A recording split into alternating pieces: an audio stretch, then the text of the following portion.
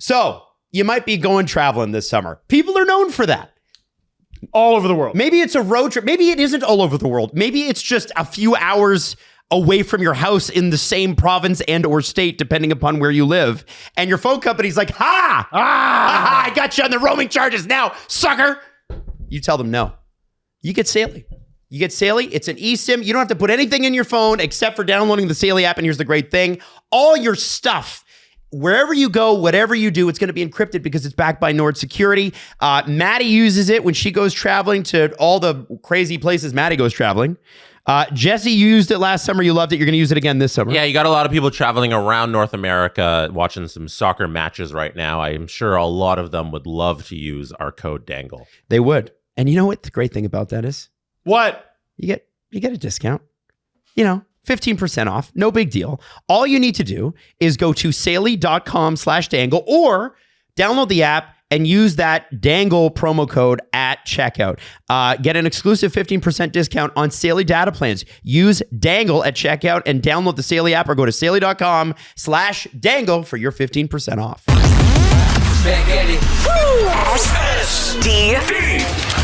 SDPN, the Steve Dangle Podcast, with your hosts, Steve Dangle, Adam Wilde, and Jesse Blake. Let's go! Whoa. Okay, so we got a lot of news today. A lot of news. And yesterday, and the day before. It's gonna be. Are you ready to be so Jacob-pilled? It really do be like that right now. But first, what's he gonna do tomorrow? Before we get into any of that, Jesse. Yeah. Should we do the giveaway that I forgot to do last episode? Yeah, well, let's congratulate the people. Can I just say I really screwed up and I'm sorry and this is my bad. You dumbass. Okay. Well, it was the end of the playoffs last episode and would have been a perfect opportunity for us to congratulate those who won the playoff pool. Yes. So let's start with the giant losers. Let's start with the people at the bottom. Yep. The SDPN folk who made their picks this postseason on Spark for the bracket challenge. Important. How many people were part of our bracket challenge? A lot. A lot. Yes. Good. Okay. I don't have the exact number. I could pull it up, but I don't have it in front of me. I want to know how many people I was better than because my number is large. If you had asked me that question a couple minutes ago, I could have prepared it. I know, my bad. It only occurred to me now. I don't have the total number of people prepared. That's funny. But we'll do this. We're such a good show. Here are the SDPN bracket folk. Drew, Steve, and Jesse are the top three. Boo. Drew finished 527th. He had Vegas in the cup final, so he got a lot of points, 181 points total. Steve finished second, 2,620th place. I finished third, 3,377th place. So that's the top three. That's the podium there. It's a miracle you got finished into the as top high as you did. You got into the top 4,000. I nailed the first round. Like I did really well. And then from there, I was Except garbage. for Edmonton. Yeah. Except for Edmonton. I think I was like 6 for 8 in the series or something like that. Yep. And then from everywhere else, I was garbage. So I was able to stockpile a bunch of points there. And my 97 points was enough to beat everybody else. Because 4 through 8 is Julian, Hayden, Maddie, CJ, and Adam.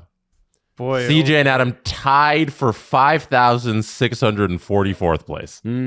Right at the bottom. Listen, of the I SDPN stuck with my Colorado Avalanche pick, and I don't regret it at all. So I'm in the top half. Yeah. There's I think we hit 8. I don't think we hit 10K, but I think it's somewhere in 8 something. Good Lord. Yeah, I have to check and pull it up. But that's the SDPN bracket and the standings of everybody here. Drew, Steve, Jesse, Julian, Hayden, Maddie, Chris, and Adam. Yeah. Beautiful. Drew was the only one to have a cup finalist as his cup pick. So there you go. Now, the winners. This year, we announced at the top we were giving away this Alexander Ovechkin hoodie. And it's a very special hoodie because there's only a limited number ever made. Yeah, we have a bunch of beverages on the table. Oh, a few beveraginos. We showed this off at the beginning of the playoffs. We'll show it off here to congratulate the winner. It is one of... Which number is this one? It's right here. Oh, you got the edition?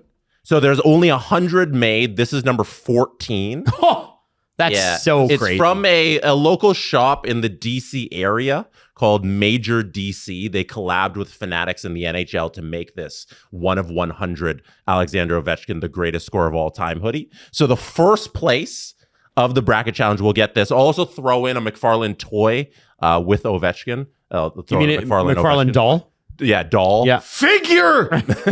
Man-child doll. Yeah. We'll throw one of those in. You'll get that shipped out to you, and we'll give you a mini stick too. A bunch of prizes you'll get in your box. The congratulations to Tomasz, who had the Carolina Hurricanes winning it, collected 366 points, actually destroyed the competition. Yeah. Wow. Suck it, Gary. You're number 2. Gary.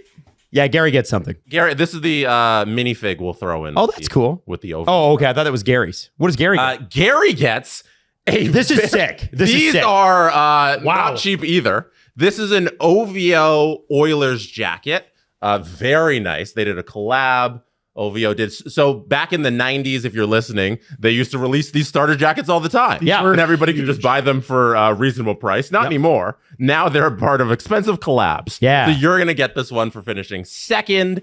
And places, I think 1 through 8 will also have prizes for you there. Check the Spark app. You can fill out the prize form there. But yeah, congratulations. This is a really cool starter jacket, and the OV hoodie is obviously amazing too. Is it possible to look at Tomasz's bracket? No. Damn. Because they did not leave a lot of points off the board. No. They nailed their bracket challenge. Obviously, the top 10 is filled with people who picked the Hurricanes. Yeah, because that's how you're going to rack up the most points, having the person in the finals. Can we scroll down to the first person? I don't even know if it's possible. To the first person that didn't have the Hurricanes, like the highest person that didn't have the Hurricanes. No, I can only see the top 10. Yeah. I also wanted to know that. Yeah. But But I'll get all this. We want to go through it on Friday. Yeah. I'll pull all this info now that you guys have more. I didn't know you'd ask all Do we these have questions. stats breakdowns? Another question. But Spark does have all of this data that I can just pull up in Excel, and as long as I get it prepared before the show, we can go through it on Friday. All right. I would love That'll be awesome. I think it'd be fun. Okay. But yeah, really cool prizes. This will be shipped out to you. Congratulations, Tomasz. So I'm gonna. Do we want to keep the prizing on the thing, or do we want to? Okay. All right. You can talk. Okay. Please get it away from all the fluids on the table. Yeah. I know Steve's the arms will fly, and I don't want to wreck the Ovechkin case because that's a part of the collectability here, right? Yeah, we'll throw it back in the box. Yeah. You can talk, and I'll just do it. So I'm gonna ask you a question. First off, there's been a lot of news. And so if you're in the mood for some Leafs stuff, the Leafs have been center stage in a lot of news recently. We're going to have Anthony DeMarco on in just a little bit here. Anthony, if you don't know, Daily Faceoff writer and reporter for the Philadelphia Flyers. And so he's going to talk a little bit through some of that trade.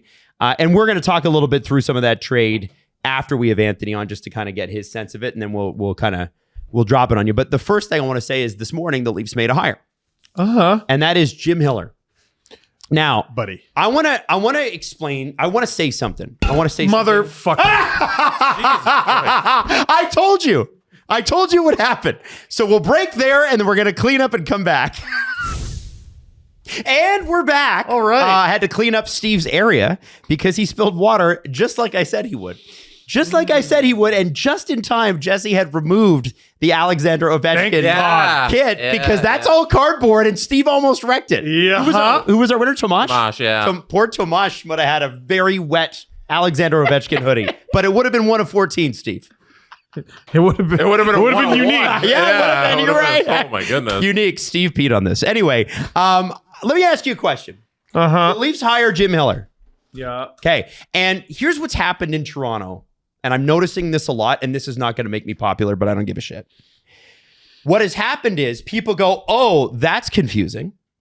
Yeah. And then they go, well, wait a second. Actually, here's why it's great.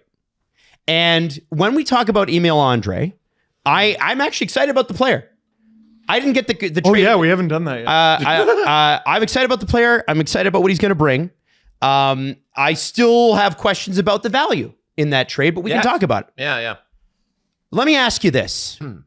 If John Scheike is not the one hiring Jim Hiller, if today it's Brad Treliving hiring Jim Hiller, You're losing your mind.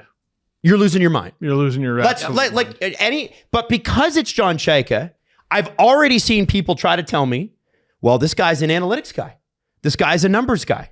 Yeah. Listen. And hold on. Let me say this. Okay. And then we'll get into it. Okay. He could be all those things. Uh-huh. And the LA was they placed this in goals against at 5-on-5 last year in the worst fucking division we've ever seen in our fucking lives. Okay. All right, fine. Produced a cup finalist. Yeah, sure. I talked to several people today. There was a lot of happy or crying face emojis. People associated with the game in the game. And one of them said, I was surprised. I thought when the LA Kings fired Jim Hiller, that would be the end of Jim Hiller in the NHL, is what I was told. And what I think is happening here is we are retconning this. And I've heard Jim Hiller's a good guy. So was Craig Berube. So was Brad Treliving. Great person.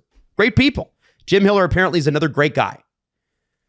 I will not lie to you. I don't like the way that I don't like this hire. Mm-hmm. I'm rooting for him. I want him to win, but I just want to be clear from the outset. Kevin Fiala was saying in press conferences last year, yeah, we can't play 1-3-1. This is fucking ridiculous. So we're going from Craig Berube hockey to 1-3-1? Is that what we're going to do? Well, then the Kings made the playoffs and got swept. Yeah. Which I will say. Listen. Some roster construction issues there too. Yeah. To be honest. I'm stunned. I'm completely stunned. But I want to talk about what you were saying for a minute, because I think it applies to the trade as well. The narrative surrounding Leaf fans is there's nothing sane about it. Mm-hmm. There's nothing sane. There's nothing rational about it. Well, they're fans. We're fans. Yeah. But the perception is we're foaming at the mouth subhumans. Oh, we hate you. Yeah. No, we want to love you, actually. It's completely insane. And you look at the trade yesterday with Woll and Benoit, and I had people reaching out and going, why don't fans like this? Because they were looking at it without fan eyes, going, this trade actually makes a lot of sense. And we'll get into that. But if you look at it with fan eyes, we like Joseph Woll. We love Joseph Woll. Yeah, we love Joseph Woll. Good person. What about Simone Benoit? Oh, well, he's this, he's that, he's that. We like him. Mm-hmm. Leaf fans cheer for the Leafs. Yeah. Right? So they hire John Chaika.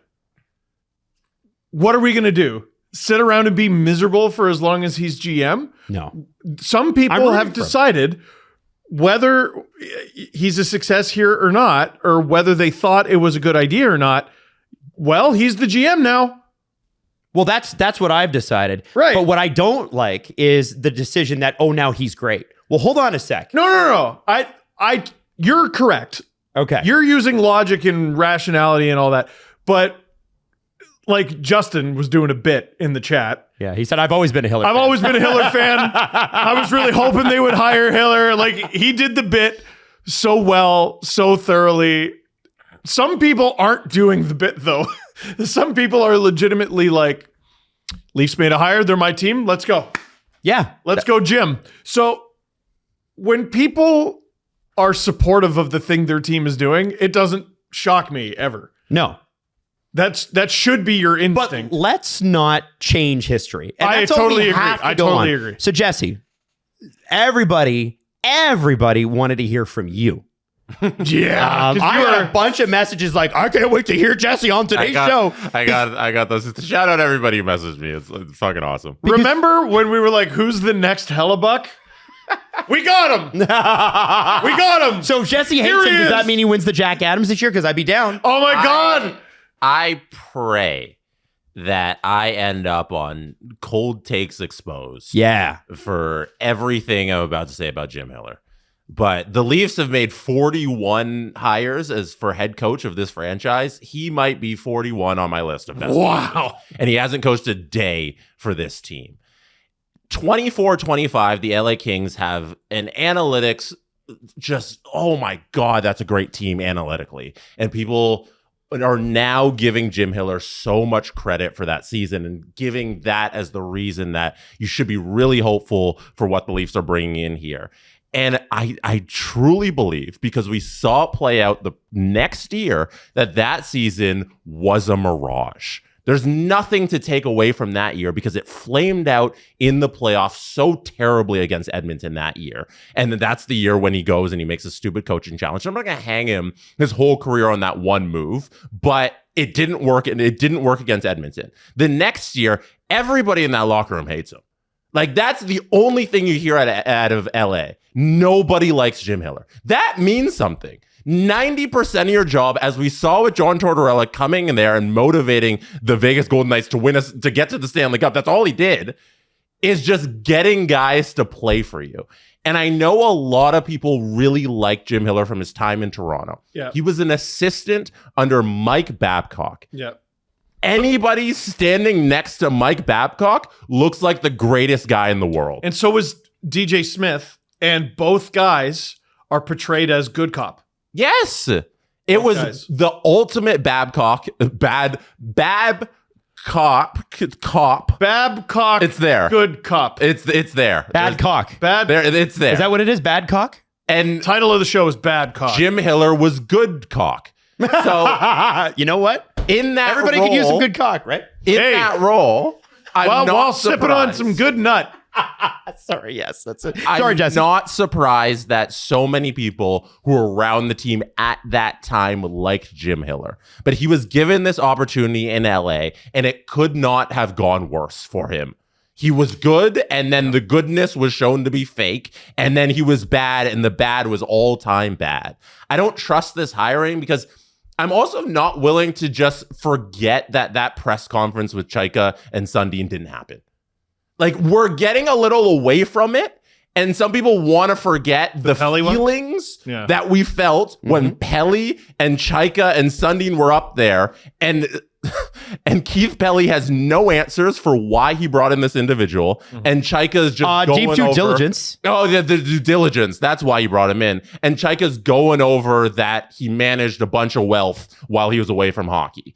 Like, this stuff, these hirings make me remember those moments. And I was willing to, over the last couple of months, really, because it's been a while, give him so many passes because he's been completing the check boxes of the Sure has. free squares on the bingo card. I said it like a week ago. He's the Craig Berube firing, do that. Go draft McKenna. You got the first overall pick. Wow, go get McKenna. Do all that. Everything's looked good from the onset. Clicking the first few tiles in Minesweeper. Yes. Yeah. And then we get to where he's like really making a decision that can alter this franchise. And the first one here, I'm not happy with it at all. And now here's the thing. I'm rooting for Jim Hiller. We're all rooting for Jim Hiller. If you want I the Leafs hope, to win, yeah. again, as you started this segment off, Jesse, because you're going to get clipped. You're going to get a bunch of people going, these guys are too negative. I have every right to say, guys, I'm a little weary of the history here. Now, we do know, we found out this morning that, what's his name? Jim Hiller was a guy that John Chaika wanted to hire in Arizona.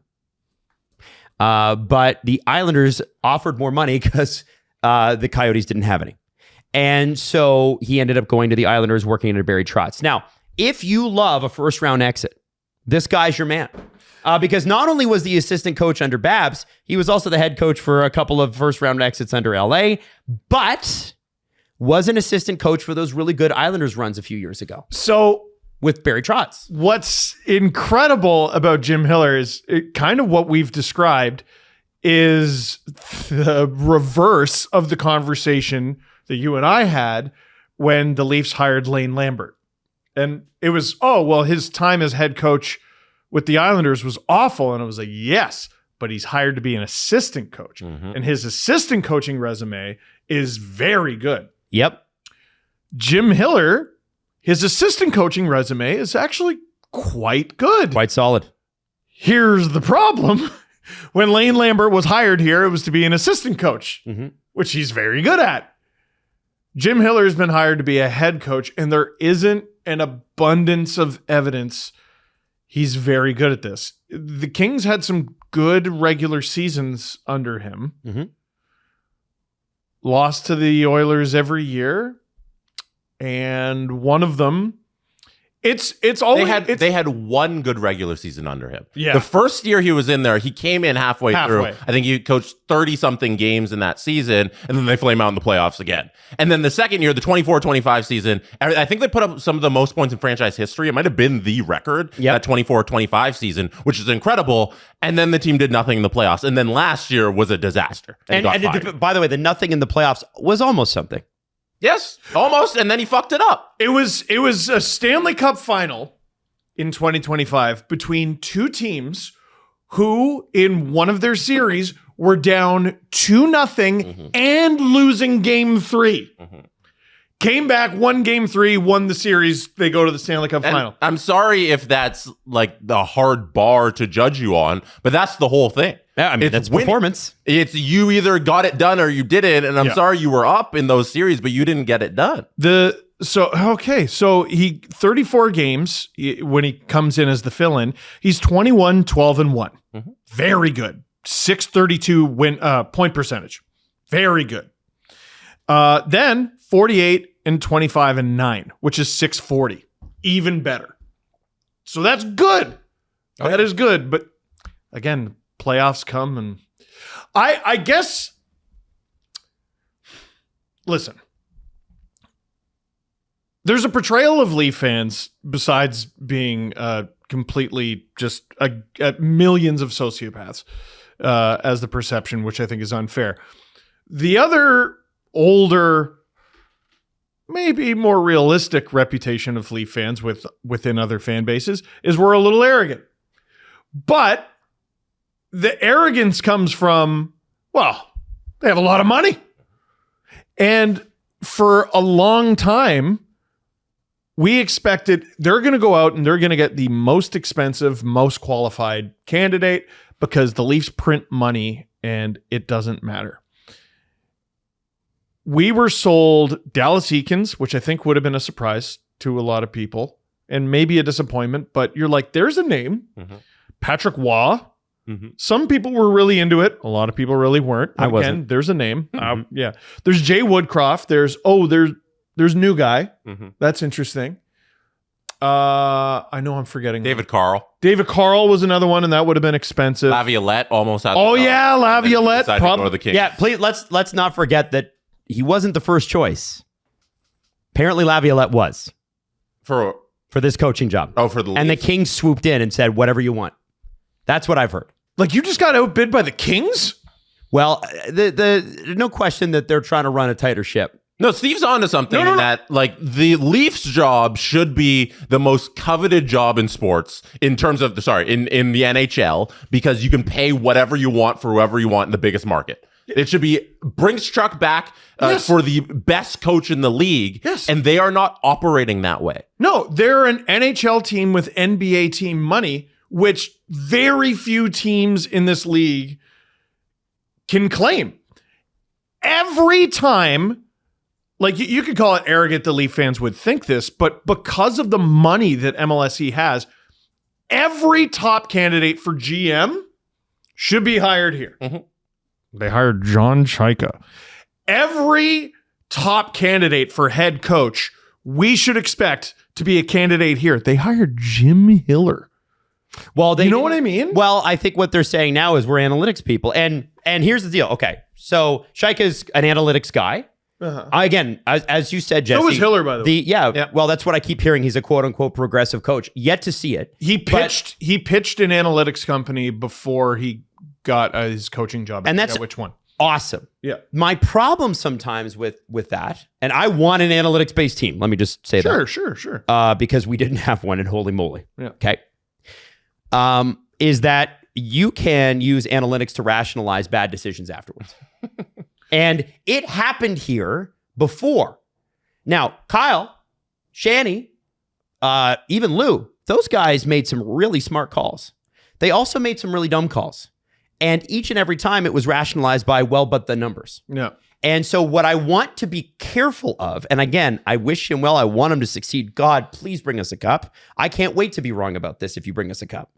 Are you going to use those numbers to tell me that actually Justin Hall is good and I'm not seeing what I'm seeing. And it's definitely not pumped up by the fact that he's playing with Jake Muzzin. Are you going to use those numbers to tell me actually Cody Ceci was a perfect counterweight to Morgan Riley on the top pair this year? It is somewhat, because that is my issue. Yeah. Is that the numbers often are used to explain shitty decisions, behind us, rather than what the numbers should be used for, which is making good decisions going into the future. And I do want to say this with Jim Hiller, and I think this is relevant. Okay. They are going cheaper. There's no question. But what I will say, there's no way he's making more than basically any of the candidates we named. He was the power play coach during the early years of the Maple Leafs. We're talking about like JVR standing in front of the net tipping things. And when they finished last.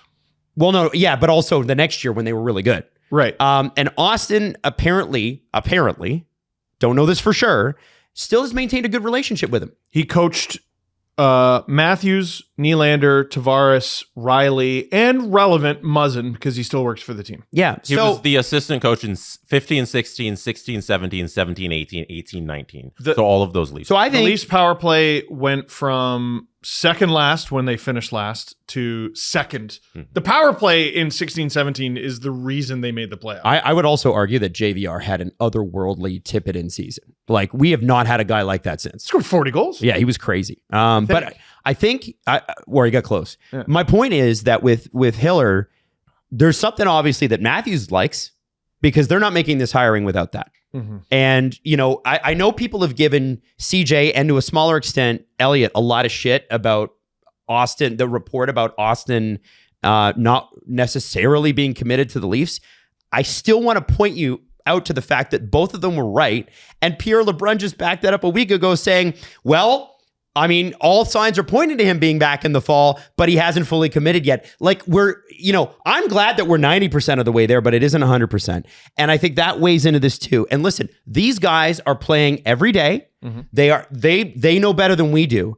And it's time that, and we asked for this last season, Austin take a bit of ownership of who's coming in to coach. Yeah. Because we need his expertise on it. This guy's pushing 30. I need to know what Austin Matthews thinks. I need to know to a lesser extent what William Nylander thinks. And he's pushing 30 goals, which is not enough. So that's where I actually have some happiness there, because I can't imagine that Austin Matthews is like, yes, bring me the 1-3-1 guy, which is what LA played. Mm-hmm. I don't think they're playing 1-3-1 under Jim Hiller. I think Jim Hiller is going to play a different sort of game with this team. Now, he had a player likened to Austin Matthews in the sense that he could score and he was a great defensive forward in Andrae Kopitar. Yeah. But I don't think he's going to Berube this and be like, all right, I know it's David Kampf's role, but get out there, Austin. I think he's going to use Austin properly. And that makes me really excited. So if we're talking about some of the negative stuff, I'd like to talk about the positive. Austin clearly has to be on board. This guy clearly understands Austin and Willie. And you need to get the best out of those guys to win. So, okay, I'm good with that. Now, the thing that I also wanted to point you guys to, that this is inextricable proof that this hiring, is a 10 out of 10, is my Aunt Margaret got off the plane to visit, because my mom's going off the radio here in a couple of weeks. It's not a retirement, it's a stepping away. And so she's coming in to visit. And my Aunt Margaret is a Tri-City Americans fan. Oh. And her last name is Hiller. And she said, listen, when Jim Hiller was with the Tri-City Americans, he was awesome. So she says this is a great hire, and I think you guys should just accept that now. Tell her to get the jersey. Yeah, you should. A Hiller jersey. The Tri-City Americans jersey is actually pretty sick. It is. It's very Captain America. I'm mostly having fun with that, but like, as much as I'm skeptical of this, the way I was about Scheike, I'm still open to this going great. I just think the Kings were. I think that I listen. I understand that they weren't great last year. I think a lot of that's roster construction too. Mm-hmm. Like, I can't put that all on Jim Hiller. Right? That is a poorly constructed team. What if he coached a team the way it was built? Because it was built that way. Yeah. A lot of shutdown kind of centers. So can he shift to the way Toronto's built? When Jim Hiller was head coach of the Tri-City Americans, by the way, in the 13-14 season, and actually the 12-13 season, Brandon Carlo was on that team. Oh! Interesting. I love Jesse. Hockey DB roulette, even though you're using elite prospects. Yes. Yes, I love that. Thank you. So there you go. Wish I had that information for my video that I shot so damn fast. Yeah. That's okay. Before coming in. Things are rarely as good as we say they're going to be when we say they're going to be great. Things are rarely as bad as we think they're going to be when we say they're going to be terrible. Hiller fits into the second category, I think. But this is a massive gamble. I said something pretty outlandish when the Leafs made the trade with Ottawa to get Matt Murray. And what I said was, what if this is the beginning of the end of Matthews in Toronto? And it's outlandish. And no, it's correct. Well, I laid it out and I was like, okay, if this doesn't work, and this was before he signed the extension that he's currently on. Like, that was a legitimate fear at the time.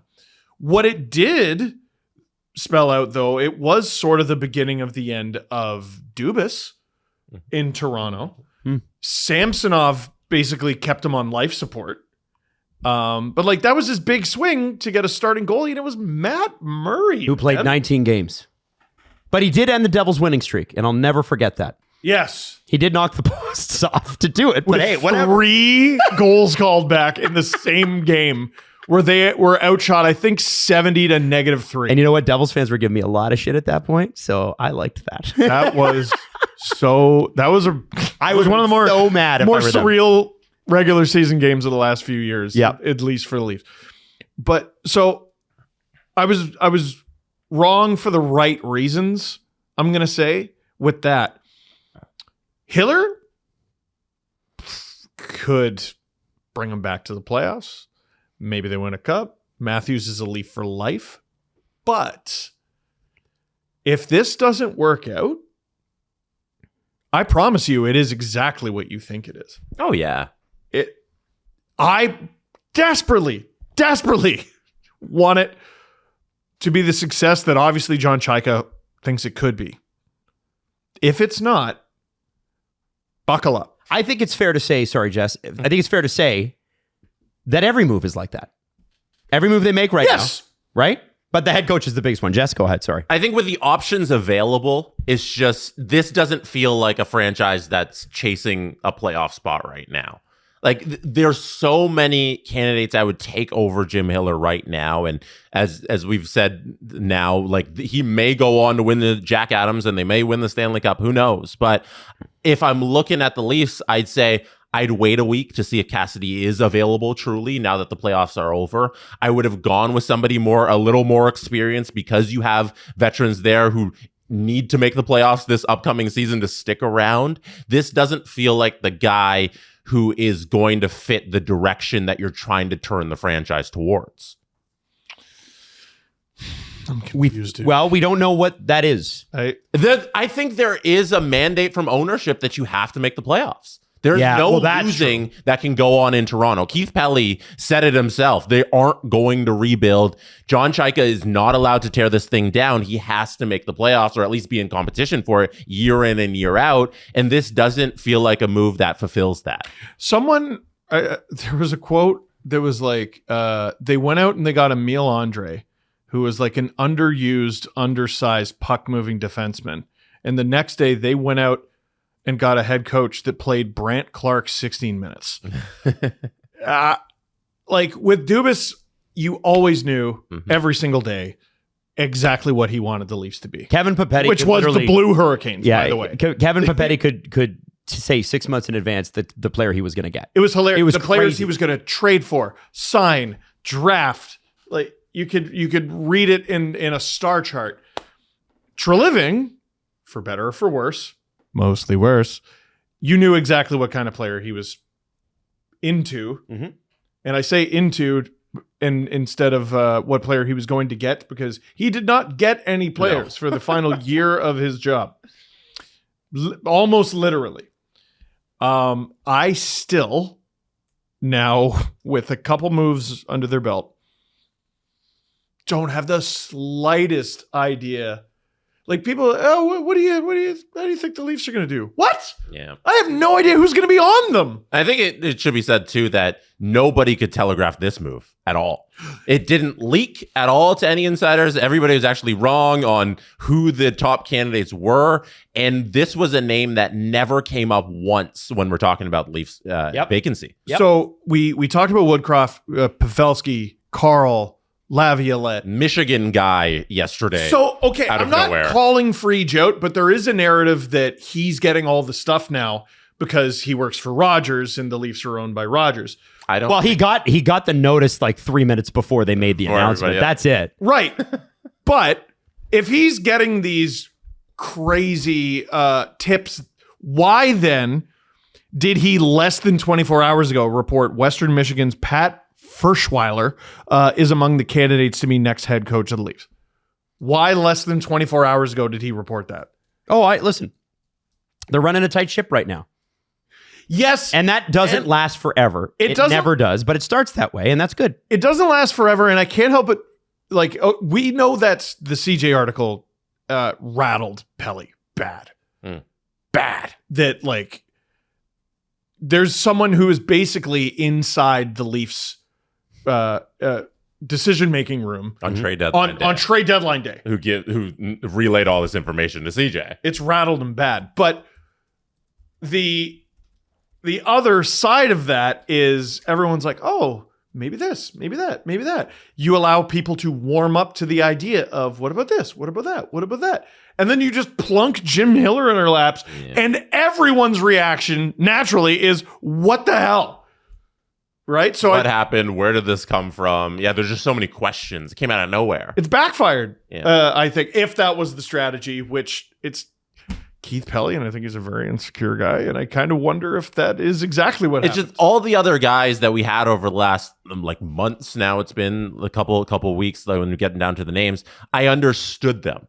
I understood the direction you're trying to take. Like Laviolette, I don't think would be a perfect fit for the Leafs, but I understand going the old guard and somebody who works in the first couple of years to actually get some winning out of that team. Sure. You know? I would have got that. David Carl made sense for the young university guy that nobody can pry from the team. That was their first choice, actually. Not even Laviolette. It was him. Yeah, and he wouldn't go at all. Bruce Cassidy, everybody knows how much I think he would be the right guy for that. That made sense. All the guys you named, Dallas Eakins, Jay Woodcroft, there's rationale there. And this coming out of left field, there isn't really an explanation yet.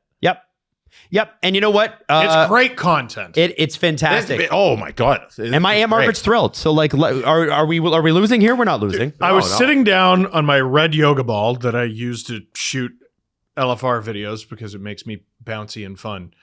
And I was like, as a Leaf fan, I'm absolutely terrified. As a content creator, I have to admit this is wonderful. No, it's great. Like- You know what? A conversational or a hire where people are split on, it's interesting. Yeah. It's interesting. It got boring last year when they were bad and did nothing. That was like, okay, let's talk about the 7th loss in a row. Groundhog Day. Yeah. And now I asked just so Keith Pelly and Hamza Tarani can relate to this segment, because I'm sure so far they're like, well, these guys are just talking out of their butts. I asked Google Gemini. You went with Gemini, not Claude? No, I don't have Claude. I've only got the free version of Gemini.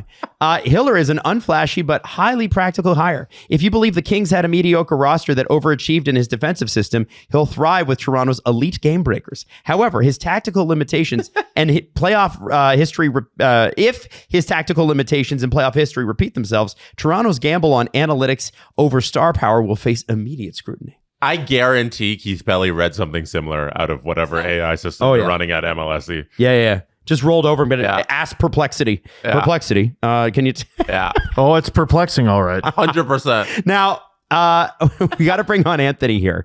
So I want to talk to Anthony about the trade yesterday, and then I want to kind of talk amongst ourselves a little bit about. There was a trade? What trade? The Leafs traded a guy named Joseph Woll and another guy named Simon Benoit and get some things back. I liked him. So why don't we bring on Anthony DeMarco right now?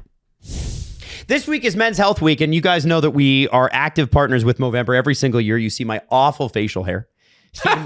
Steve and Jesse also get to do some facial hair. You're going to do it with me this year, right? You're going to do it again?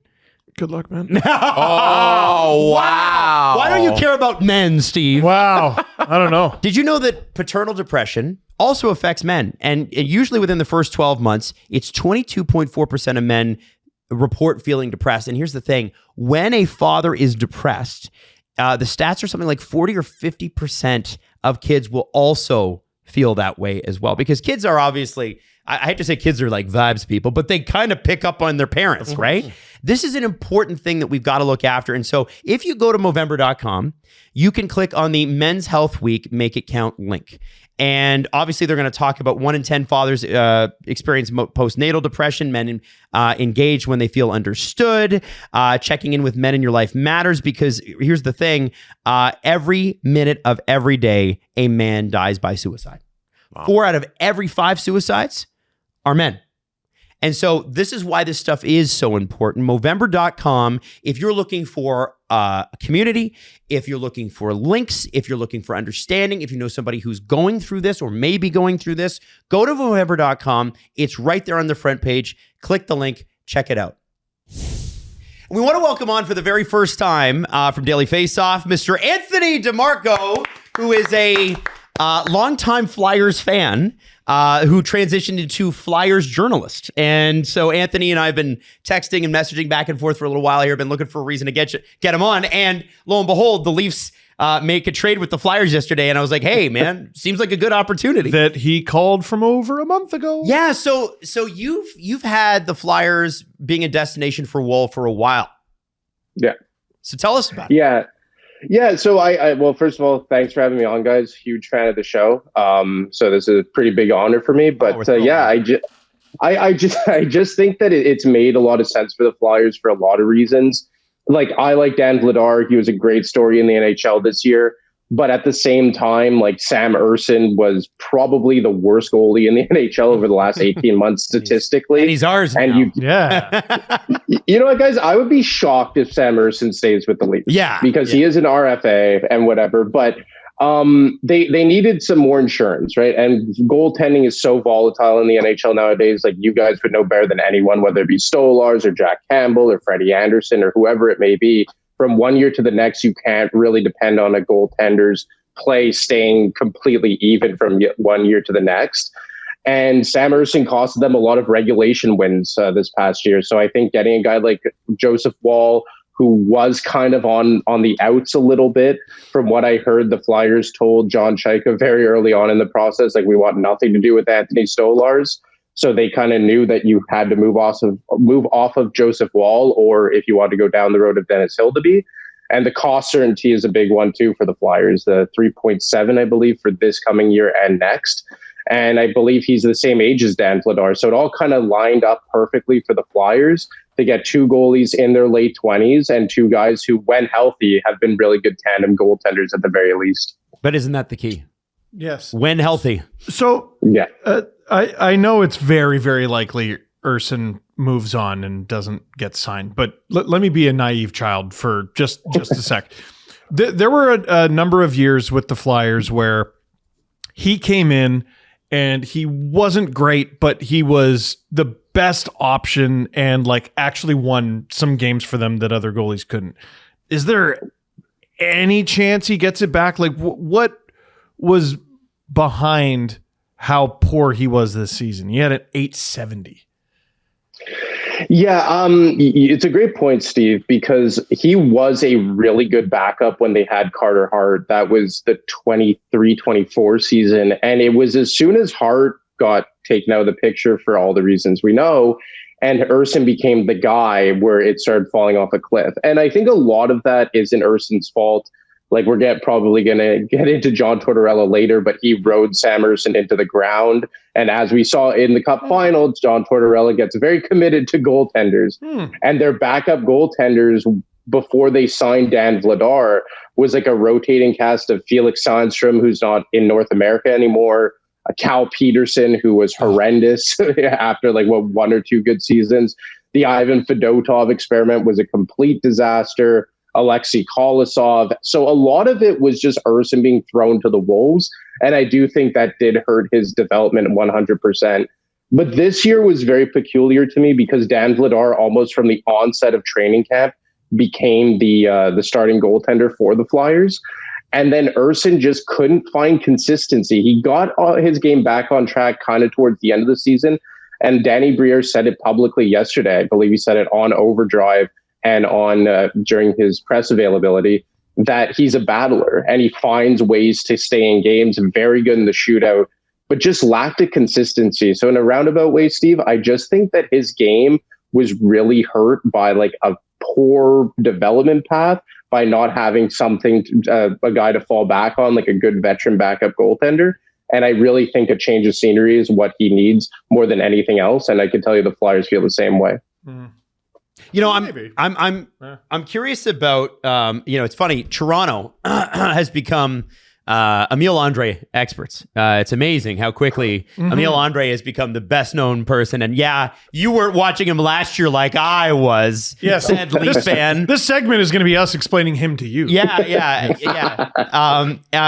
Listen, when I saw the trade, I'll just be honest. I was surprised at how little Joseph Woll brought back. But Emile Andrae is not terrible. And he actually has a lot of things that potentially this new group can like. So what did you see from him? I know that there's a bunch of stats cards and stuff out there available publicly. Tell me what you saw and what he might be able to bring to a atrocious Leafs defense. Well, I think first and foremost, he is everything that the Leafs back end lacked under Brad Treliving and Greg Berube. A puck mover, quick, undersized for sure, but could get the puck up to the forwards. And I think you guys could tell me better than anyone that that is the biggest problem that the Leafs blue line had this past year, was getting the puck from their own zone up the ice. I think he's a competitor. I had people with the Flyers tell me yesterday, and I believe Danny Briere echoed this in his media availability, that he will skate through a guy no matter how big the player is. Big time competitor, a workhorse, but I think when he gets into the offensive zone, that's where he lacked a little bit, where like it held him back from being used on the power play, which the Flyers have had a historically bad power play for like 3 years now, specifically lacking a power play quarterback. So I think that's where like you kind of want to see more from Andre's game. And he didn't do enough to establish himself as a top four defenseman. And you saw at times, like even in the playoffs, as a lot of veteran coaches do, they'll go and lean on big veteran bodies on the back end, like the Rick Tocchet did that with Noah Juleson alongside Nick Seeler. And I just don't think there was a place for him. The Flyers have two undersized blue liners in their top four with Cam York and Jamie Drysdale. There's a bit of redundancy there, but I think there's an opportunity in Toronto for Andre's game to really be used to its max potential, because he brings elements that no other guy on that blue line, and correct me if I'm wrong, guys, but he brings elements that no other guy on that blue line can at this very moment for the Maple Leafs. Definitely not like in their like in terms of the 5, 6, 7, 8, like just guys they would bring in as options. Like if he can do me a favor and not handle the puck like it's a live grenade, I'll be thrilled. like that was the problem. It was, with Benoit admitted at the end of the season he had a bad year. He was bad. Yeah, but Benoit's Benoit. Whereas I'm like, okay, I know what he can and can't do, but I'm like, hey, Philip Myers, he looked good as a Flyer for like a little bit. Maybe he gets it back. And oof, Maron, he was something else. He was bad. And so, I mean, like, is this guy, the other thing I keep hearing is that he's tough, right? Like, or, you mentioned Danny Briere saying that he's tough. He'll go through guys. Is that actually true? I mean, like, I had never seen him back down. Like, he's not one of these players that like avoids hits. Like, you bring up Phil Myers. Let me interrupt you. Yeah, let's say we're playing Mason Marchment. He decides to intentionally torpedo himself through Anthony Stolar's chest. Is he going to sit back and wait for the penalty to be called, or is he going to beat his ass?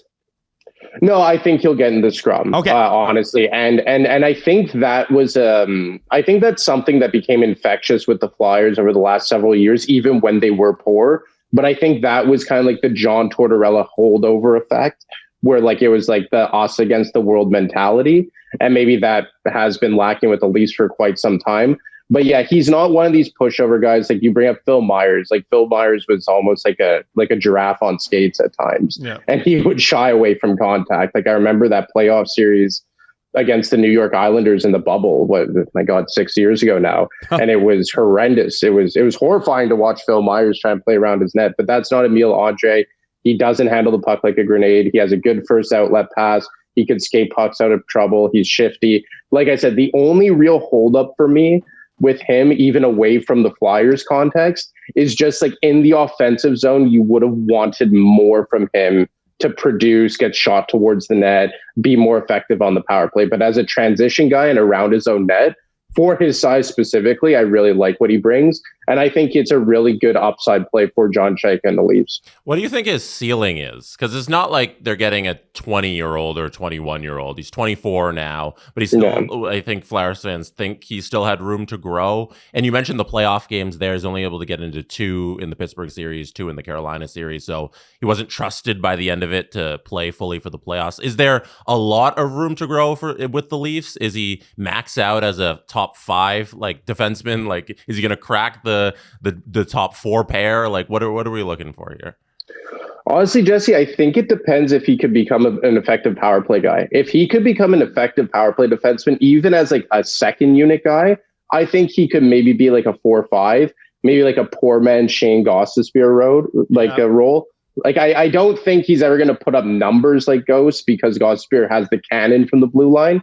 But if he could just be somehow an effective guy on the power play and on the man advantage, I think there's room for him to be like the staple of a third pair and who can bump up into the top 4 if need be.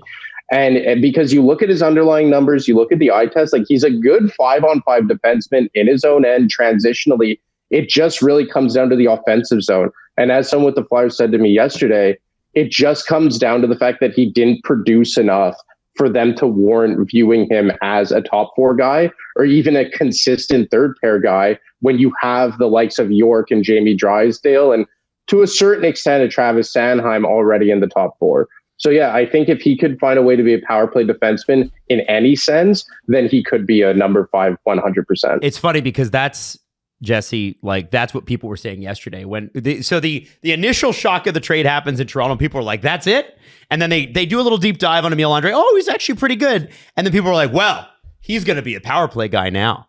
And so that's the part where I'm a little bit like, I guess we'll see. That's exciting. People confuse puck moving defensemen with offensive defensemen, and they're not necessarily the same thing, right? He helps create offense by giving it to the offensive players, but he doesn't create offense by doing it. If that makes sense. Yeah. Well, look at Travis Sanheim. Sorry to cut you off, Adam, but like Travis Sanheim is exactly that. Workhorse, could skate the puck out of problems. Good outlet pass, but he obviously is a better skater. But you put Travis Sanheim on the power play, and it's anemic at best. So I 100% agree with you, Steve, that puck moving and offensive defensemen are completely different things. And obviously, I don't think Andrae will ever get close to what Travis Sanheim is.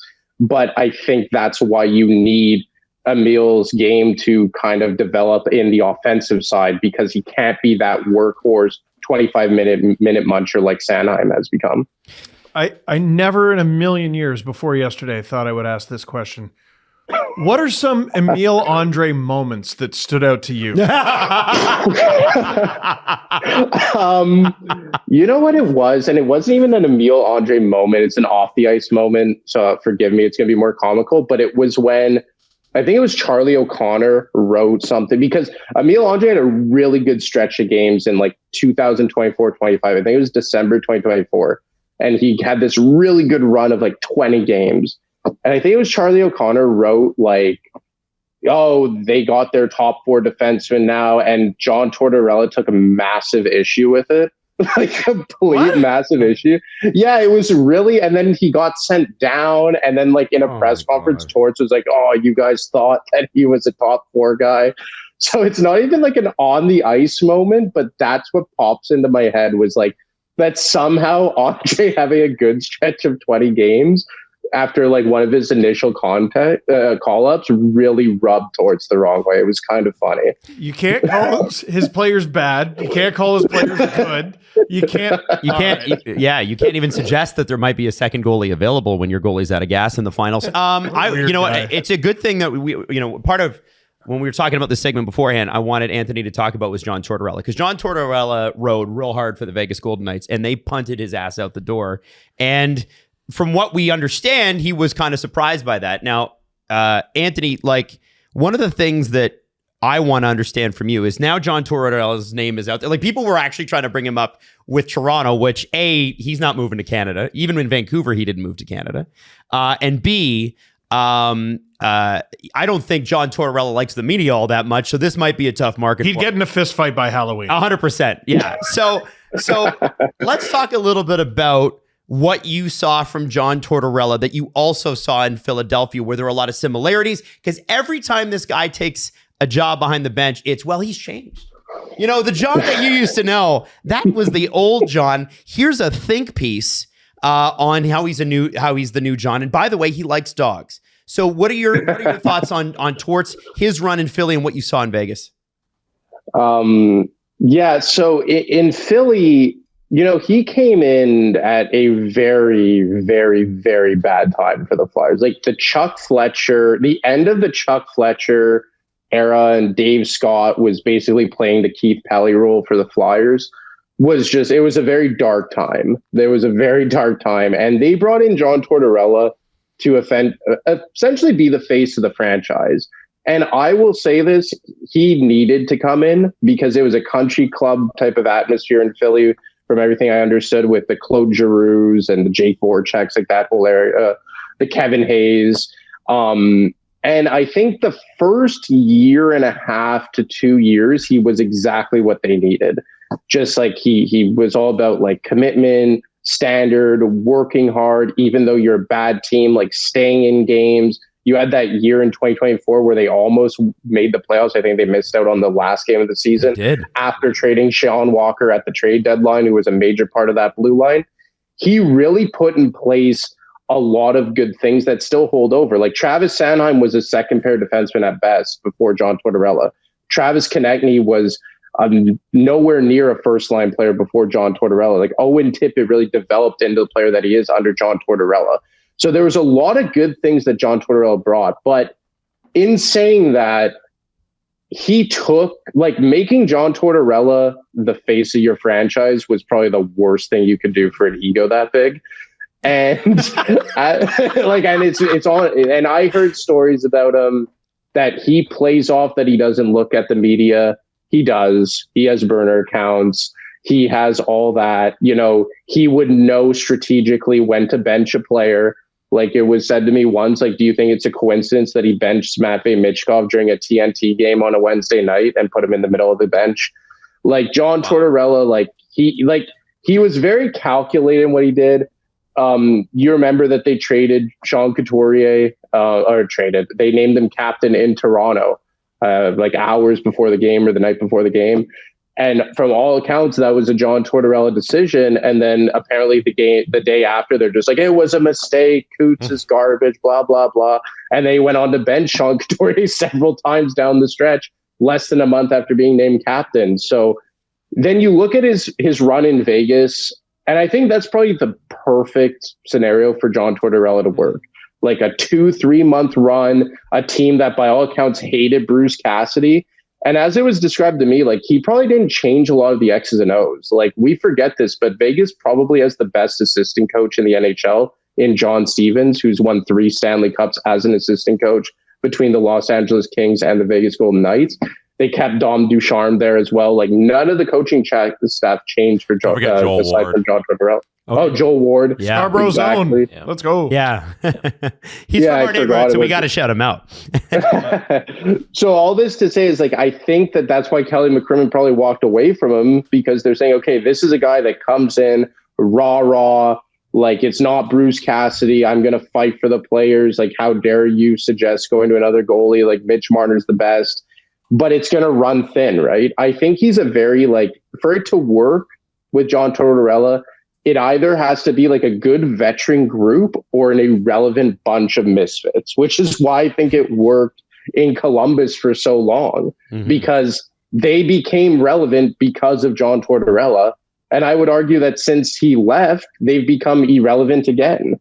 And it's, you know what I mean? Yeah, I think you nailed it about why Vegas was a success. Like his tenure was just come in, galvanize the troops, and get them all to play a certain level of just tenacity. And we need just energy from these guys. And it was nothing about changing any of their strategies because they played very similar to how they played in the regular season. It was just with a lot more energy. And he got the room together where all the guys cared about each other, and it was us against the world. And that's Nobody all got mad at each other, Jesse. Nobody turned on each other. They didn't at all because they all loved each other because John Tortorella was there. And like that's exactly what you need out of him. Just 2 months of, hey, get these guys to all play together. And that's what he did. And you don't want him around for the development of young players or an extended season where there's ups and downs. You just need him for the we portion where you're just running on all cylinders. And they weed. He did it very well. It wouldn't shock me at all if he was hired next spring.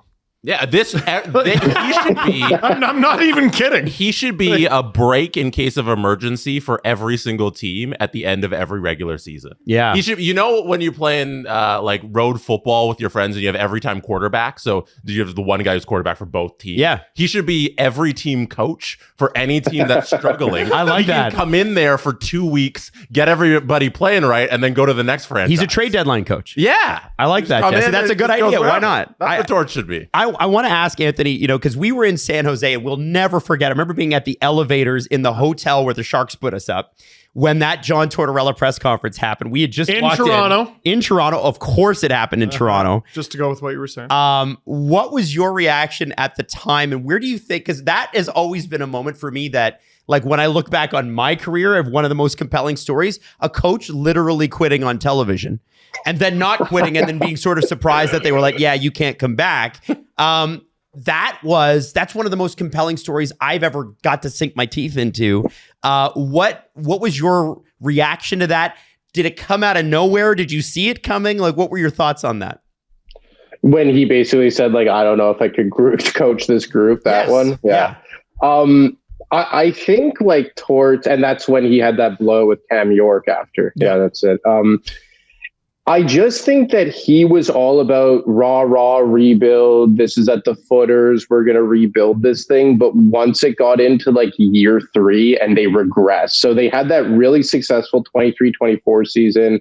Hart goes away. They trade Sean Walker. Ristolainen gets hurt in February and they miss him down the stretch. And they just went right down. And they missed the playoffs on the last day of the season. And then the next year they come back at 23-24 and it doesn't go well right off the start. Fedotov is garbage. Urson's garbage. Kolosov's garbage. And then Danny Briere just started taking players off that roster. Like he trades Frost and Farabee for essentially nothing. They had Kuzmenko for like a month, but then they flipped them to Los Angeles. They traded Scott Lawn to you guys, even though I guess you would rather not talk about that trade or that day in general. I love Scott Lawn. Give Grabenkin back. I want him back. I don't care how many points he had. Yeah, I'd rather have that first. Yeah.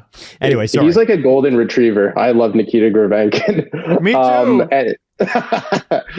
So they trade Scott Lawton, and then there's another guy they traded as well. The names they traded Eric Johnson at the trade deadline, but I mean that was pretty uncircumstantial. But Alex Bump. Dude, who was the guy who went to Bonk? Was it Bonk? No, who's the guy who went to Minnesota? No. He's talking about the Torts. Brink. Yeah, that's Bobby Brink. Bobby Brink? Bobby Brink, yeah. But that was this year. Oh, right. Bobby Brink was yeah. Sorry. So, no, it's all good. So, essentially, you take off like 4 veteran players off the roster. And all of a sudden, like the team is now even worse. And I believe he got fired like a week after the trade deadline. Yep. And as it was described to me, it was just like he just started losing his mind. Like he was 65 going on 6. Like he just started going crazy. And like if people had meetings without him, like you would barge in, and it was mayhem. And it was like he couldn't handle losing that much. And it was like that 1 step forward, 2 steps back type of thing. And I think it just made him go insane. And you just knew that it was time. And by all accounts, like once he was relieved of his duties, it was like it was like a breath of fresh air for him. Got it. You know, and again, like you hear he loves dogs, he's a great guy away from the rink and all that. But I mean, I just think he's someone that really wears on you mentally. And when things are winning cures a lot, right? Like you hear that about Bruce Cassidy too. Like a lot of players hate him, but when you're going to a cup final or winning Stanley Cups or whatever, you deal with it, which is what I think was the case in 23-24 when he pulled that stupidity with Couturier down the stretch. You know, you're just like, okay, but we've had success under him. But then 24-25 was just not a good season right across the board, that when you're pulling these antics and like you reference Adam, publicly quitting after a game, more or less. In Toronto, which again, like I can't confirm this, but just based on what I know about Torts, I'm pretty sure that he knew what he was doing in the hockey mecca. You think after 25 years, Torts doesn't know what he's doing? Come on. Yeah. Like you think he would have done that in Seattle type of thing? Like for sure not. But yeah, so I think that's just the best way to look at the John Tortorella tenure in Philly is that, like, you know, I have this old Stone Cold Steve Austin shirt. It's Arrive, Raise Hell, Leave.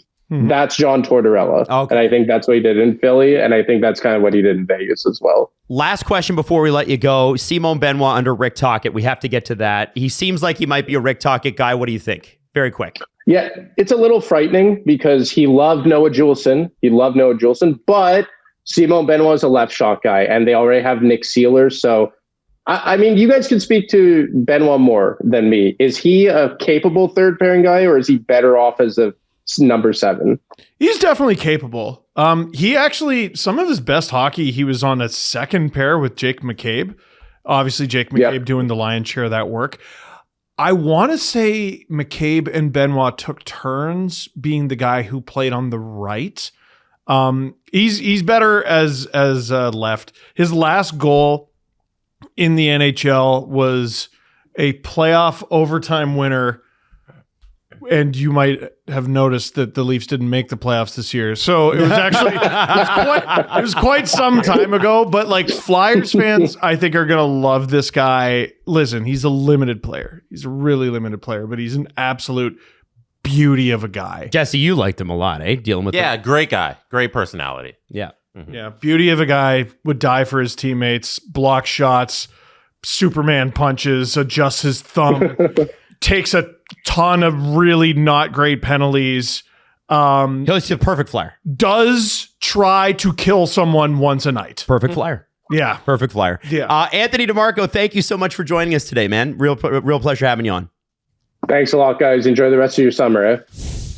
Guys, we're coming up to our last one of the season.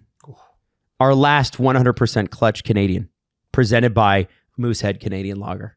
You guys know Moosehead is 100% owned, 100% packaged, 100% brewed in Canada since 1867. We're going to celebrate Canadian players on Friday with a truly Canadian beer. It's the last major brewery in Canada owned by Canadians. How should we tackle it? Should it be like season long or look ahead? What are you thinking? I was thinking season long. I would say who's your clutch Canadian all season, including playoffs, which eliminates 16 of the 32 teams because you have to include playoffs. Mm-hmm. And I think I want a big scope on this one. I want a big boy. All right. And I'm not talking about somebody that's won the Hart Trophy. Well, a Russian won the Hart Trophy, but I'm talking about, or the Ted Lindsay Canadian won that. But, you know, I'm talking about maybe people that do not get the love that they deserve. Okay. And I want your suggestions in the comments too. Are you guys cool with that? Do a little homework? Good. Very cool. Steve will say he's going to do the homework, and then 2 minutes before the segment, he'll go, shit! And then... Maybe I don't got to do my homework because the answer is so obvious to me, I already got it. Wow. All right. Well, here we go. So Friday, look out for our 100% Clutch Canadians presented by Moosehead Canadian Lager. Now, by the way, thank you to Anthony for coming on. That was great. I want to talk a little bit about Joseph Woll specifically. And you mentioned it when we were talking with Anthony. It's like, hey, man, you're trading a guy I really like. Yeah. And that upsets me. Now, from a value perspective, like, I have had the internet explain to me why Emile Andrae is good. And I even texted Scott Wheeler and said, are we going to like Emile Andrae? And Scott Wheeler said, you're going to like him. He wrote about him before this trade. He did. And he said, you're going to like him. But I too was underwhelmed by the return. Yeah. And okay. So, you know, and it does kind of follow the way goaltenders are traded in this league. For whatever reason, everybody needs a good goalie, but when a good goalie is available, everybody's like, yeah, you can have a fourth rounder. And It's crazy. It's crazy why the value propositions aren't there, but apparently they're not. They're also jumping the market on like a Bobrovsky or something like that in free agency. So the Leafs are trying to get something out of it. They get a useful defenseman, a pick that they could probably use. 85th. I think it has to do with a lot of like people don't understand goaltending. Like the actual head coaches, they rely on their goaltending coaches, and goaltenders come out of nowhere so often that you don't need to pay for good goaltenders. The goaltender who just won the Stanley Cup was working at a Chipotle. This is his first season starting in the NHL. You don't have to overpay for a goaltender because you might just magic beans one. Well, and Bussy you're right. He was on 3 teams this year, and the first 2 waived And him. nobody knew. Yeah. Steve, you said this in, what was it, the Joseph Woll video, I think. No, you're like, I sit here and talk about hockey, and people are like, oh, you don't know what you're talking about. And I was like, you don't know what you're talking about. You people who work in the game, because everybody passed on Bussy. Everyone, Bussy worked at a Chipotle in the 2000s. Yeah. Which, again, that's very recent. Sorry, in the 2020s. Yeah. Again, that does not give me the same spark it gives the two of you. I'm like, yeah, people have No, but we're just trying jobs. to context it for nobody knew that this man should be starting for an NHL team. And that's true. Because if he was starting for an NHL team, he would not be working at this place. The Leafs would not have the- claimed Caden Primo. Exactly. They would have claimed Brandon It's not Bussy. about the Chipotle Same part fucking- of it. By the It's way, about the He hockey worked player at a part of it. Chipotle in his 20s. The same day, Caden Primo and Bussy basically were available, or consecutive days. Yeah. The Leafs chose Steve Caden. told the story last episode about how, that's how he led to the Hurricanes. They don't know. And he was giving people guac at extra charge. I hope so. To get back to your point, the reason that Woll's return, I think, is a little underwhelming because people in the NHL realize goaltenders come out of nowhere all the time. And you know what else they realized, Jess? What? Let's just be honest about Joseph Woll. Yeah. Not a guy you can rely on to be there. And I know that that's harsh, but this is a performance industry. Imagine there's 3 of us on this show, and for whatever reason, one of us can only make it for, what do we do, 140, 150 shows a year? I don't know. What if one of us can only make it for 30 of them? 40 of them? Yeah. Or 35% of them, however you want to do this. That's Joseph Woll in Europe. That's Joseph Woll. And you know, here's where I think it really started to go downhill, because the guy's clearly got talent. He's got a lot of talent, and I believe in Joseph Woll's talent. But when he makes that last second save against Boston when they're up multi-goals in game 6. It wasn't a save. That was the problem. Okay, well, whatever. And he's hurt. Mm-hmm. How hurt? And no one will remember this press conference, but I remember it vividly. Brad Treliving was furious. And he was furious because he was saying, first off, he basically was like, Samsonov's fucking gone, right? And there was some stuff, I think, with Samsonov behind the scenes that the Leafs were not happy with. That we found out since. Was as good as he could have been in Game 7, and they still... Yeah, but I think that they weren't thrilled with some of the behavior. And then Verta's off-ice conduct wasn't great. Yeah, You and get stuck in a moment, Mhm. like, sorry, not to cut you off, but you get stuck in a moment, and a lot of Leaf fans remember how they felt Game 5 and Game 6 in that 2024 series against Boston. They couldn't beat him. Well, They couldn't beat the kid. They could not beat him. He was great. So we believe in his talent. And we, ever since, have been like, when's he going to get back there? And then he doesn't start this season because of personal leave. But when he comes back, he was very, very good. And then he's gone again. And here's the thing about that Game 7 game. What told me that the Leafs were not thrilled with him was Brad saying, I don't know what we got to do with Joe. He said this, I'm paraphrasing. You go back and look it up. I don't know what we got to do with Joseph Woll. I don't know if it's changing his training routine. Yeah. That was where I was like, oh. Mm-hmm. Listen, Matthews barely played that series. Nylander barely played that series, which is weird for him. And you have a goalie that steals you 2 games. They would have been out in 5. They were playing horribly. Stole them. And all of a sudden, he's not good to go for Game 7. And everybody on that team was playing hurt. And it told me at the time, and it tells me now, that they didn't believe he was hurt enough to sit. But he told them, I'm not good to go. So what are you going to do? You got to put him in. It's not our opinion. Like that's their opinion. Yeah. We're going based off of their reaction, which was peculiar. Brad was furious. You could tell. You could tell he was mad. And I think I think what it comes down to is, regardless of the reason, anybody in life, you're in a performance-based industry, public-facing, you have to be able to be good to go. And I'm not saying like, he got run over and he's got a concussion and he's got to be good to go. That's not what this was. No, but it's the same reason there's reservations about Stollers. Yeah. He had the highest save percentage in the NHL 2 years running. Played 30 games. Yeah, he can't play. He can't give you half a season. Rightly or wrongly, right? Yep. Like, no one asked Sam Bennett to bean him in the head, but it's the groin or the knee or the lower body, whatever it is. He's not there. He had to have surgery, I think, his first year here to remove pebbles in his knee or something. Like it's unfair, but it's still the truth. Sometimes it's not your fault, but it's still your problem. And I think in Woll's case, I think there were legitimate questions within the organization about, can we rely on this guy to be able to be ready to go? Jesse Blake, go ahead. To actually read the words you were trying to find about Brad Treliving. Oh, thank you. So this is from when the series ended. Brad Treliving spoke to the media that Friday, and he said, "I've got faith in Joe. The biggest question about Joe is he's getting injured a lot. We have to dig into that. Sometimes that happens. Sometimes bad luck happens.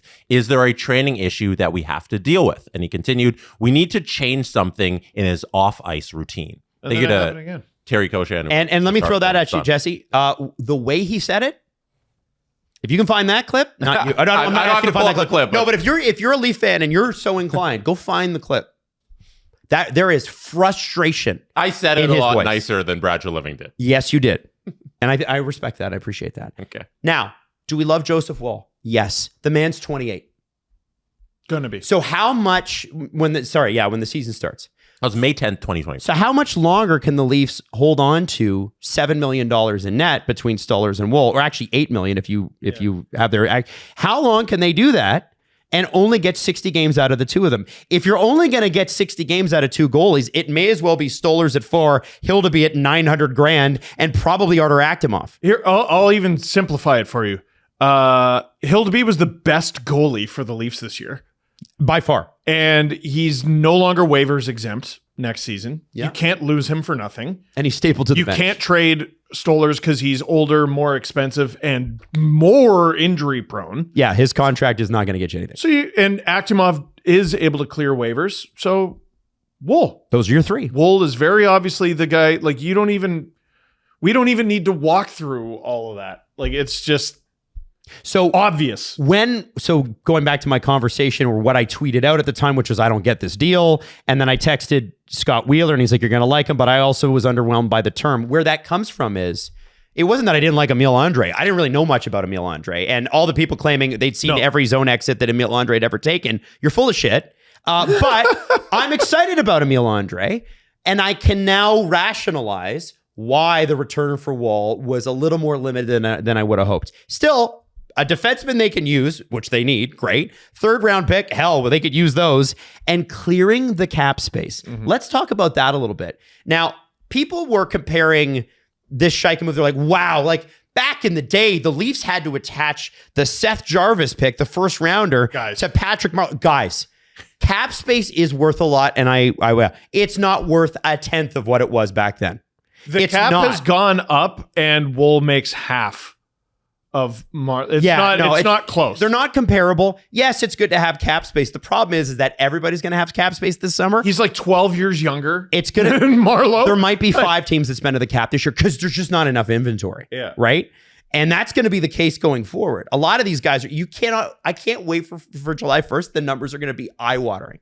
But the point I'm trying to make here is, okay, so you didn't, Woll was easy to move. The contract's good. I will say this. I really like it for Philly. I think he's a good backup guy. And I think I will always say this about Joseph Woll, believe in his talent, and he's a good person. And Sid Sixero said something interesting on his show yesterday. He said, I think this probably stung Woll pretty good. Because the thing about Joseph Woll is he loved being a Leaf. He did. Well, people talk about the pressure of playing in Toronto. You're now a goalie for the Philadelphia Flyers. That's pressure. That's pressure, man. Yeah. It's pressure. That's not a shot at Philly either, but no. There's not a ton of patience for terrible goaltending. If you're moving Morgan Riley, which it looks like they will, although no, according to CJ yesterday, no ask has been put in yet for him to waive. If Domi is potentially on LTIR, because that is I'll just say this, very, very serious injury. It's a big deal. The Leafs are looking at like $38 million in cap space. If, now, Emile Andrae is going to make $2 or $3 million, whatever. I'd be shocked if it was that much. Okay, 1.5, whatever it is. His qualifying is 1.6. So that No, Erson's is 1.6. Oh, what's Emile's? Andre's is like less than $900,000. Yeah. Oh, that's amazing then. Yeah. That's great. So whatever he makes, he makes. The question's going to be, who do they spend it on? Right. I would have gone to training camp with 3 goaltenders. Well, you are. Might. You are. I would have gone with Woll, Stollers, and Hildeby. I would have kept them on the roster because everything we're talking about with these individuals, the 2 main ones, are that they get injured. And you're going to need as much goaltending as you can because you can't trust these guys. And Hildeby is the most stable out of all of them. And how sure are we that Stollers isn't going to have another injury? And then it's Akhtiamov that Steve doesn't want to call by his name. I won't. And Hildeby, those are your 2 goaltenders. And I think there was a way, because of all this cap space, you could have had a comfy run with 3 goalies on your roster. You could still, there's going to be journeymen available. There always are.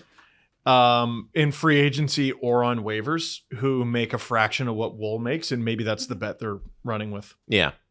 That's I think that's their plan. Yeah. Yeah. Or it's Urson. Like, they just sign him. It could earnestly be. Earnestly. Listen, he was awful this year. Absolutely horribly awful. He was an 870. Sign him to an AHL deal. He's going to get time down there. Why not? I think if the Leafs sign him to a contract and waive him, he will get claimed. I do think that. Okay, then you say to him, "Hey, Samuel, listen. Yeah. I know it's been a rough go. Let's get your game back. Well, let's get a season in. Let's get your game back to where it should be with the Marlies." They might be able to do that. Is that not a compelling pitch? Yeah, but that is, if somebody claims him, that doesn't help. Well, you know what's a more compelling AHL pitch? deal though? You can do that. Here's a more compelling pitch. Down. Yeah, okay. He's got to clear waivers at some point. A more compelling pitch is pay me, right? So for what? Okay, you go get paid somewhere else. You take a smaller contract. Maybe he doesn't even take his qualifying. Maybe it's something less. But the Leafs keep him on the roster.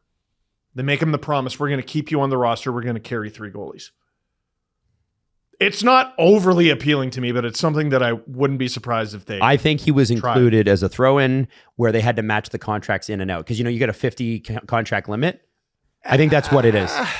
Pending RFA, I don't know because I bet the Flyers probably didn't want to just let him walk, but yeah, I mean, there's a reason he was included, and I can't imagine it was because the Leafs were desperate to get him. This guy, if I'm not mistaken, he was on Team Sweden at the 4-Nation face-off. Yeah. So was Sam Montembeault. Yeah. So was Aiden Hill. Oh, my God.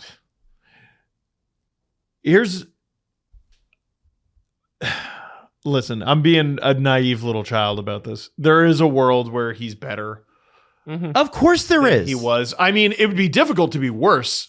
To be frank, yeah, man, if he got an 890, it would improve his save percentage by 20 points. Yeah, an 890 in this league is it's still not just a little good. under, but it's still not very good. Dude, Steve, you can't tell me, you cannot sit there and actually rationalize to me that after the playoff that Akhtiamov has had, or Akhtiamov, whatever his name, AA as they're calling him, and the regular season in the NHL that Dennis Hildeby had, that you're going to clog up the works with Sam Ersson. Right. That's why I'm saying to him, listen, dude, here's the thing. We'll keep you within the organization. We're going to have you work with Curtis McElhinney, right? Curtis is good goalie coach, really good goalie coach. Well, he's done pretty well. Yeah. How about we get your game back, take the pressure off, and then when you're ready, you can either sign somewhere else or we'll have an opportunity for you. So how's this for a situation then? You have Hildeby, you have Stollers. If you want a third guy, you can call up Akhtiamov with no problem. And if you sign Ersson and he clears waivers, he's the guy playing when Akhtiamov's up. That's what I'm saying. Right. That was my whole point. Got and Akhtiamov is like 24. At a certain point, Dan Milstein's gonna call them and be like, guys, get him some NHL time. Is he an RFA as well? I don't know. Active move? No, he has. Or no, he just signed an he has extension. his ELC kicking in $900,000 till 29, 30 when he becomes. No, it's not his ELC. It's his second deal. I put up 3 fingers. Second deal. His actual contract. Yeah. Yeah. Listen, it's nice to have that 3rd round pick, but like I was talking about this. It's the 86th or the 85th pick. I can't remember. Mm-hmm. In recent years, that has been Tommy Novak. It's been Josh Mahura. Mm-hmm. In 2018, it was Lucas Dostal. Yep. Nice. It's nice to have the pick, but like that's not going to help you now, unless you flip it. The pick is good value. Yeah, I don't Like mind the I pick. feel like It's decent. That pick getting thrown in there is good value for a goaltender like Woll. Do they not need guys like that you get in the 3rd round? Isn't Harry Nancy a 3rd rounder? He was a 5th. Tyler Hopkins was picked 1 pick off from this pick last year. He plays for Guelph in the OHL and he looks pretty good. Yeah, like there's a couple of who's Allen's client? Not Nancy, but the other Miroslav Alinka. another guy. I think he was rounder. 5th. Like you need those guys. The Leaf system doesn't have those guys. We need that. Alinka's pretty securely a top 10 prospect in the org. He might be top 5. Oh, for sure, and he's going to Among play with the skaters. Marlies next year. Yeah. So yeah, I think the deal, like where I landed on it was I liked the return for that player. I thought it was decent to get back a 3rd and a depth defenseman, which could be something, and then this goalie that you don't know what to do with. But I question whether the deal should have been made at this point. I think the return is good. It's good value. It's just, is this the right decision for Chaika to make right now? So would you have waited till like November? Yeah, I think there was time and he didn't use it. Okay, But you can't get that pick right now for the draft that's coming up. So It is you this didn't year. get that time. Yeah. I guess there's a little urgency because that pick was coming up. But I would have taken, like, I think it would have been fine to do a 27 3rd if this deal was still available in training camp. I'm caught between agreeing with you unconditionally and the last GM never made trades. Yeah. So I'm sort of like, if this was inevitable, fine. I like that he seizes the initiative. I do like that about John. Yeah. I do very much. I'll buy that. Now This is how you build your hockey team these days. It's not going to be through free agency. The Leafs don't have time to do it during the draft. It's got to be through trades. So point to you, like he's doing trades. Yep. Father's Day this weekend. Ooh, it's Wednesday. At least as of this recording. I mean, you could be listening Thursday, which means it's even closer. You might want to get online, go to Aura Frames, get yourself, auraframes.ca/SDP, in fact. Get yourself a discount because their best-selling carver mat frame is $35 off. And we've told you time and time again to get this thing. Free unlimited storage. Preload your photos and videos before it ships. Personalize your gift. Gift box included. Share the photos and videos effortlessly through the Aura app, which is also free and not a subscription. That's right. It's free. Yes. It's the only thing left. That isn't a It's subscription. free. I know, it's crazy. And you know what's awesome is that your parents don't even have to know how to use it, Nope. which is always a problem. Tina, Gare, don't touch it. Put it down. I'll update it. Leave it. I'll update it. Yeah, I got this. That's it. That's what you can give. Now, it was named number 1 by Wirecutter. Save now by visiting auraframes.ca. I told you about this deal. I'm going to tell you again. For a limited time, listeners can get $35 off the best-selling carver mat frame with the code SDP. That's Aura, AURA frames.ca. Promo code SDP. Support the show by mentioning us at checkout. Terms and conditions apply. Also, lost in the news shuffle is the Leafs have a huge Tinus. Huge. They signed Tinus Luke Kublar. Steve, you did a video on it. He's got his ELC. Now, Tinus probably is going to play in Sweden again this year, so that slides to the next year. I don't know. I've heard that he's playing in Sweden. That's why I heard he's going to another year. But We'll see. what did you know, was a second round pick last year. And Yes, he was the last pick of the second round in 2025. He was the Leafs' first pick. and people kind of wrote him off because if you look at his Swedish stats, they're not great because he's playing in a men's league. People and he's don't like 18. understand European stats. Well, no, and that's, you know what? I'm okay with that. That's okay. People, you guys, you're not going to tut them like you guys just don't understand the SHL. No, Like- I'm not going to, but like we do this every year. That's the tone Hey. of my voice. We do this every year. And you know what? Yeah. For the next 30 years, that's what you're going to be doing. That's what we're going to be doing. Every year. So what do we not understand about this? I'm not working until I'm 67. Yes, you are. 67. Not if things have gone well. Absolutely 67. So he had 8 goals in the SHL this year, and everyone's going to be like, dude, that sucks. He was second on his team. So not a great team. No, but also it's Sweden.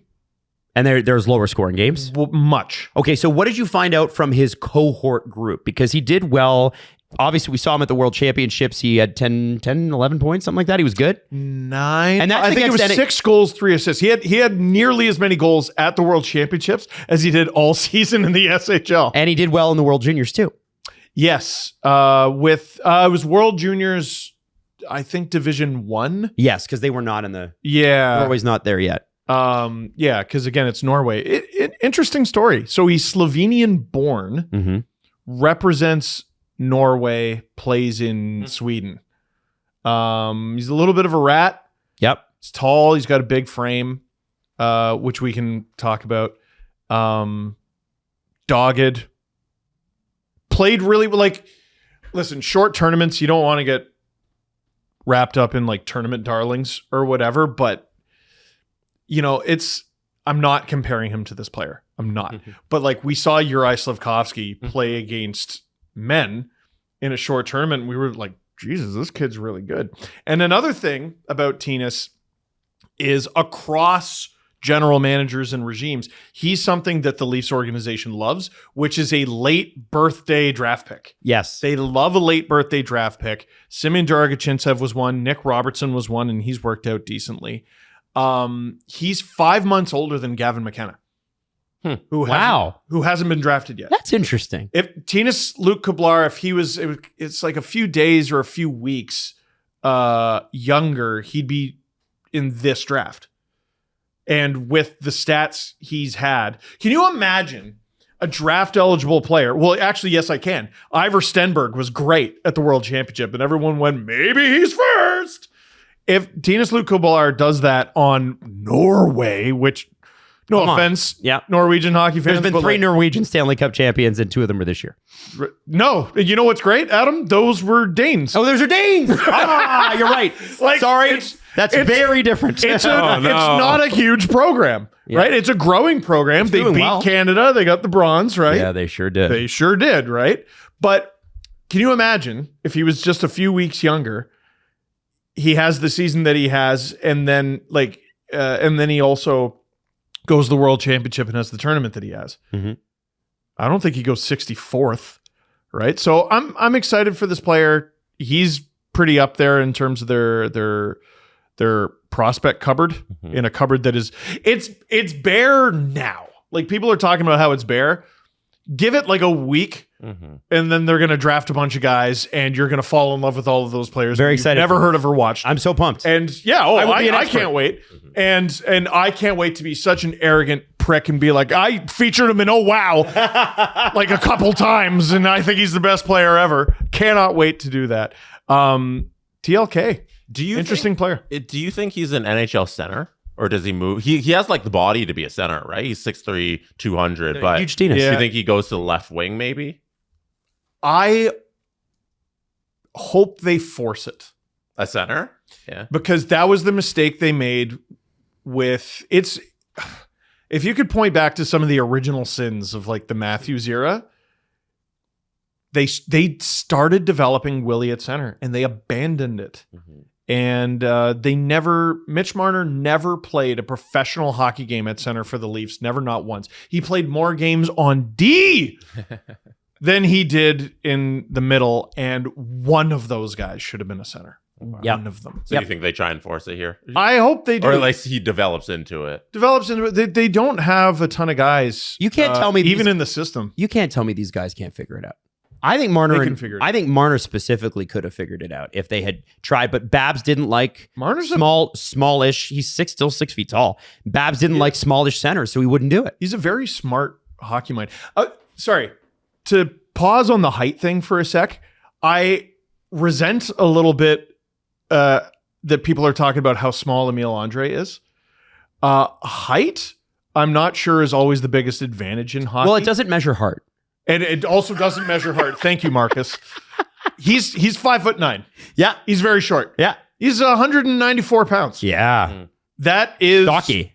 Well, it's definitely stocky. That is bang average in the NHL, if not maybe on the heavier side of average. Name the two Canes defensemen that were around his height. Gostisbehere and Walker. 5'10", both of them. 5'10" or 5'11". Yeah. Both lighter. Yeah. Right? I think both lighter. Yeah. So I'd rather a heavier player. Yep. Can you give me a ceiling and floor for what you think Tinus will be? Ceiling is probably Wayne Gretzky. Mm. And basement is probably Brent Gretzky. I have heard. Do you have an honest? Brent or Keith? Do you have an honest one? Scott Wheeler said lower end of middle six.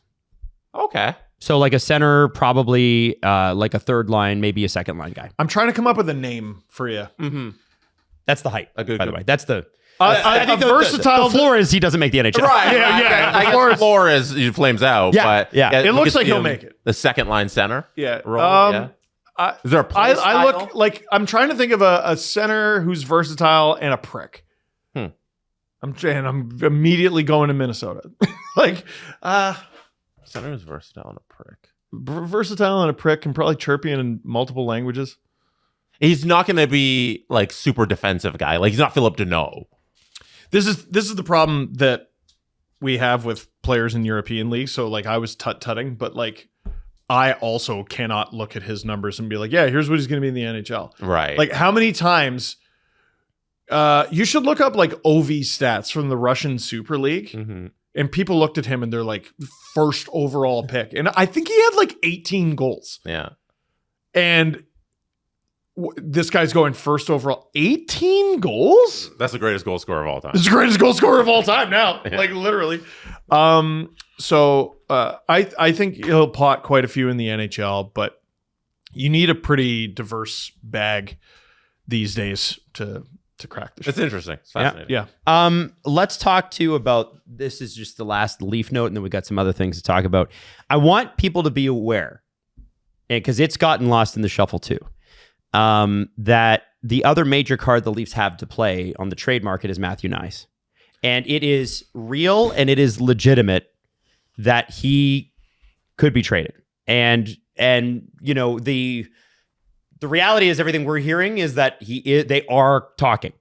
I don't know who they're talking to specifically, but they are. Oh man. And so, you know, if you thought Joseph Woll was hard to swallow, oh my God. Well, the word that keeps getting thrown around is analytics. And I have terrible news. His are awful. Yeah, no one talks about that. They're awful. His analytics are actually I'm willing not great. to look past them because of all the other stuff he does, because of how young he is. And Berube's system, maybe? How big he is, and the team stunk. Yeah.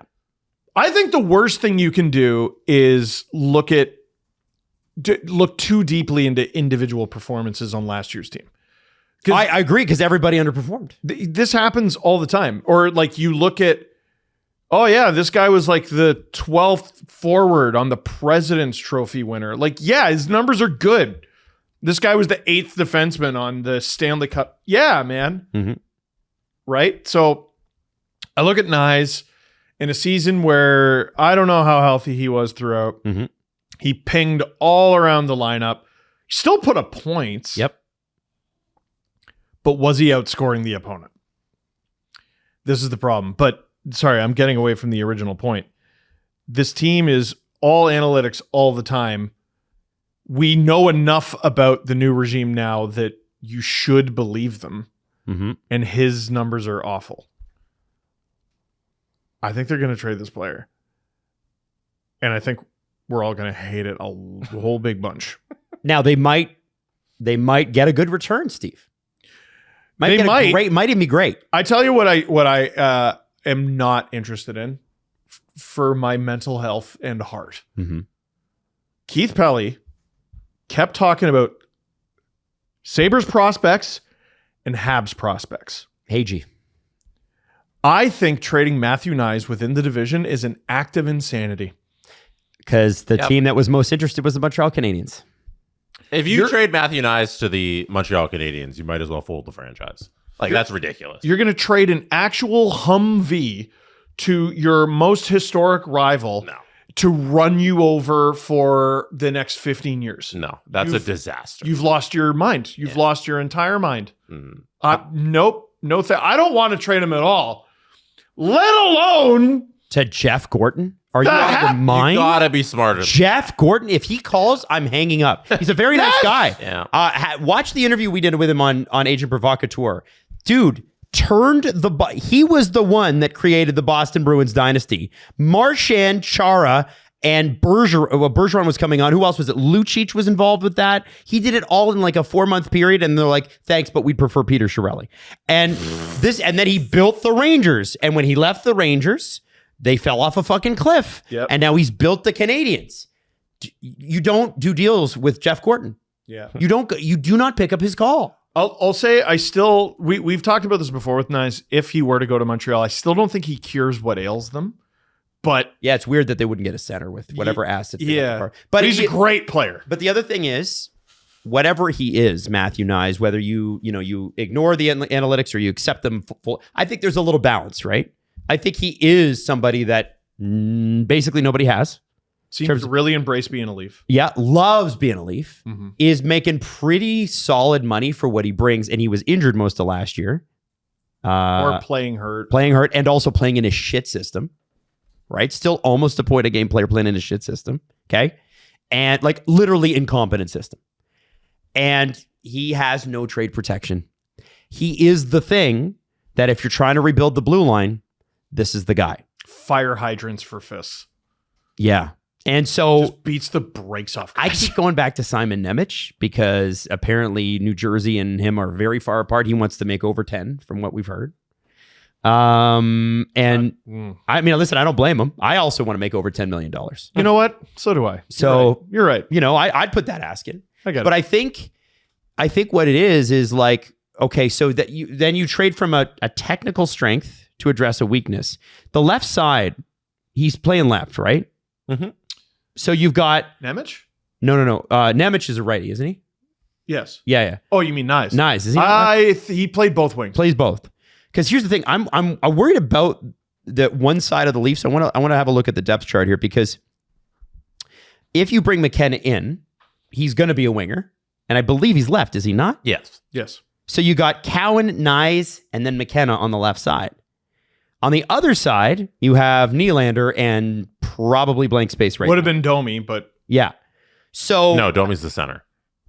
I'll kill you. You love that. I'll fight, Domi, second line I'll center. fight you to death. I think... I don't know. Jim Hiller really likes Domi at center. Adam, get ready to learn Michelli's, buddy. I'm telling you. All I'm saying is... Michelli has a spot in that lineup. You're working it out. Yeah, that's a heavy left side.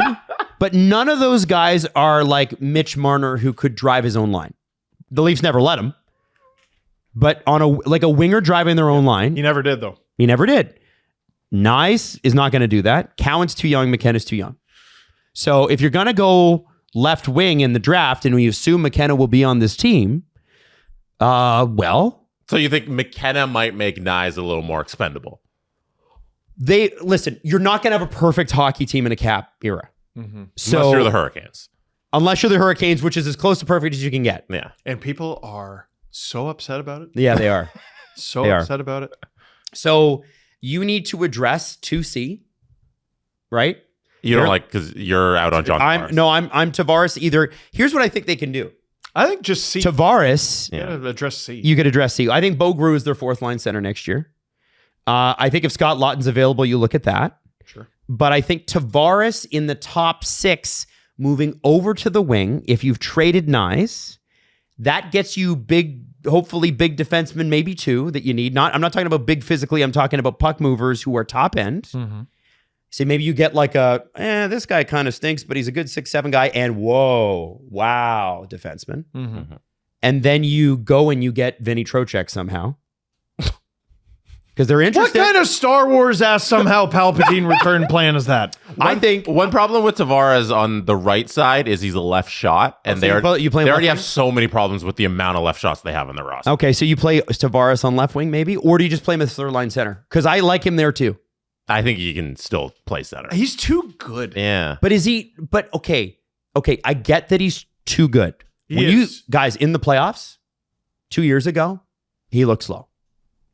You got to remember that we're building for the playoffs and 82 games of John Tavares. What if and he's third line center and he just wins you face off? That's he wins you faceoffs and gets you depth scoring, which you've never had.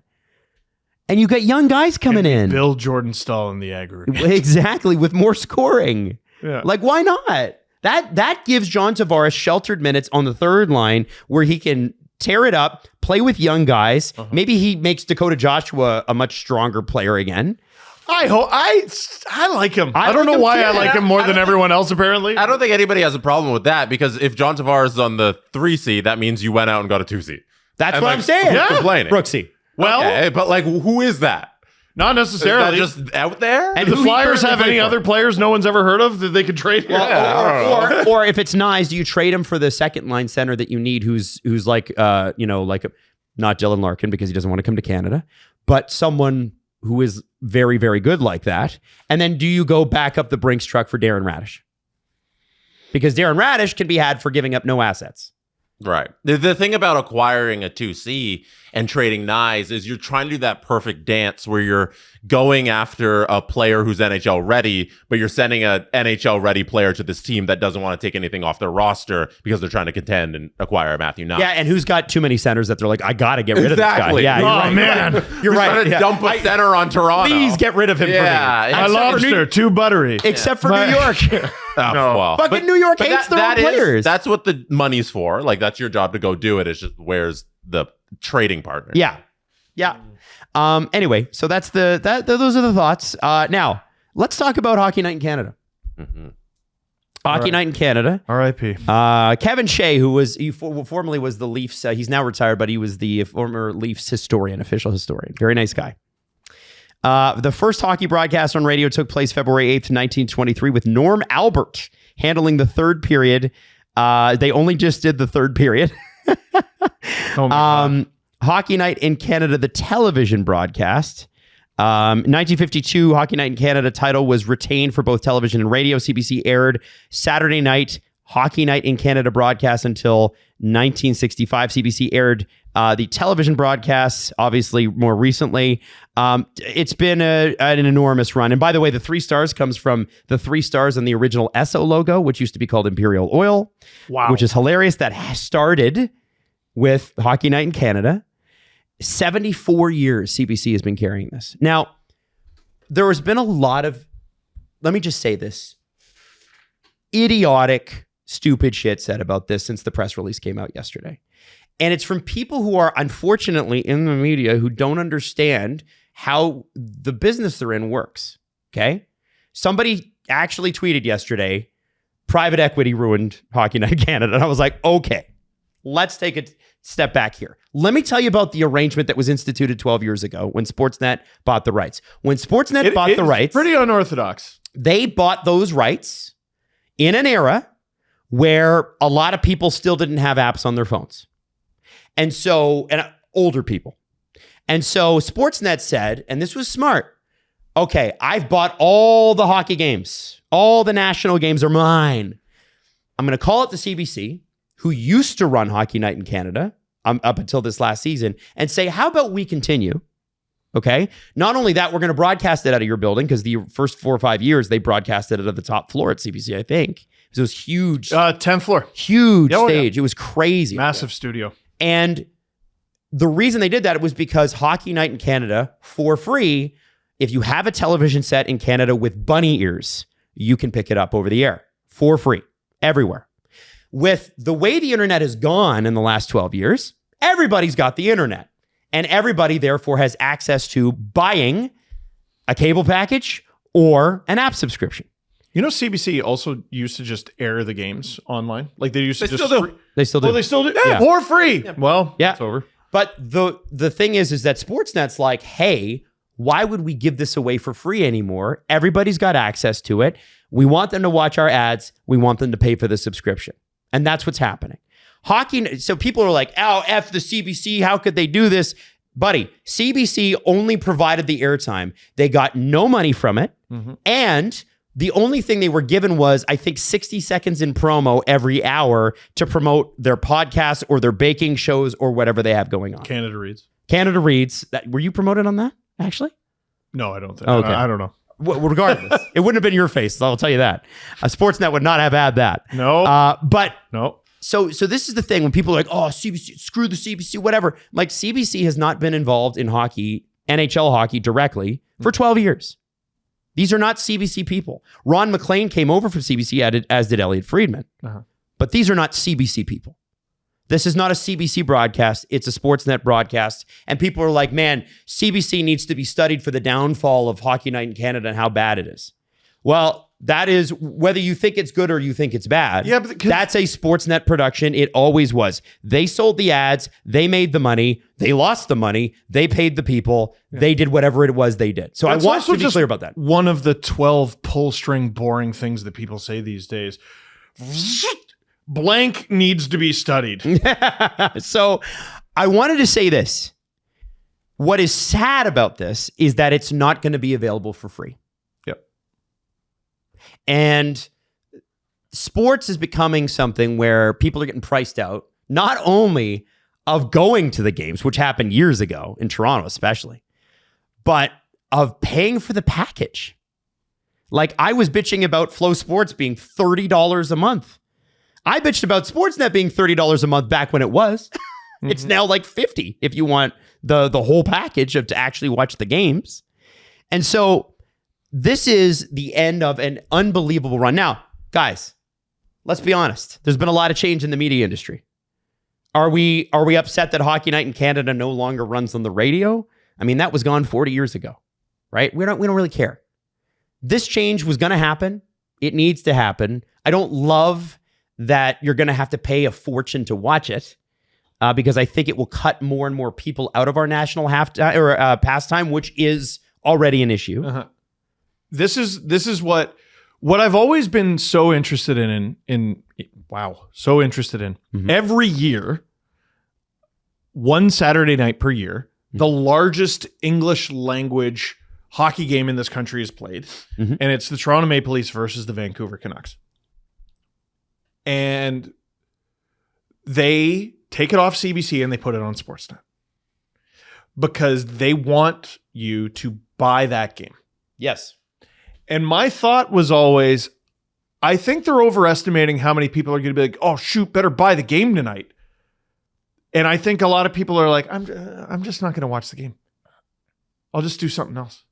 I think one of the reasons like that hockey is what it is in this country is that for 70 plus years on Saturday night, whether you could afford it or not, you could watch the biggest hockey game that was aired on that day. Yep. And you could watch it online up until this past season on cbc.ca. You could watch it over the air if you had antennas. You could watch it as just a regular channel if you had cable or satellite because it wasn't a premium channel. It comes with your basic package of everything.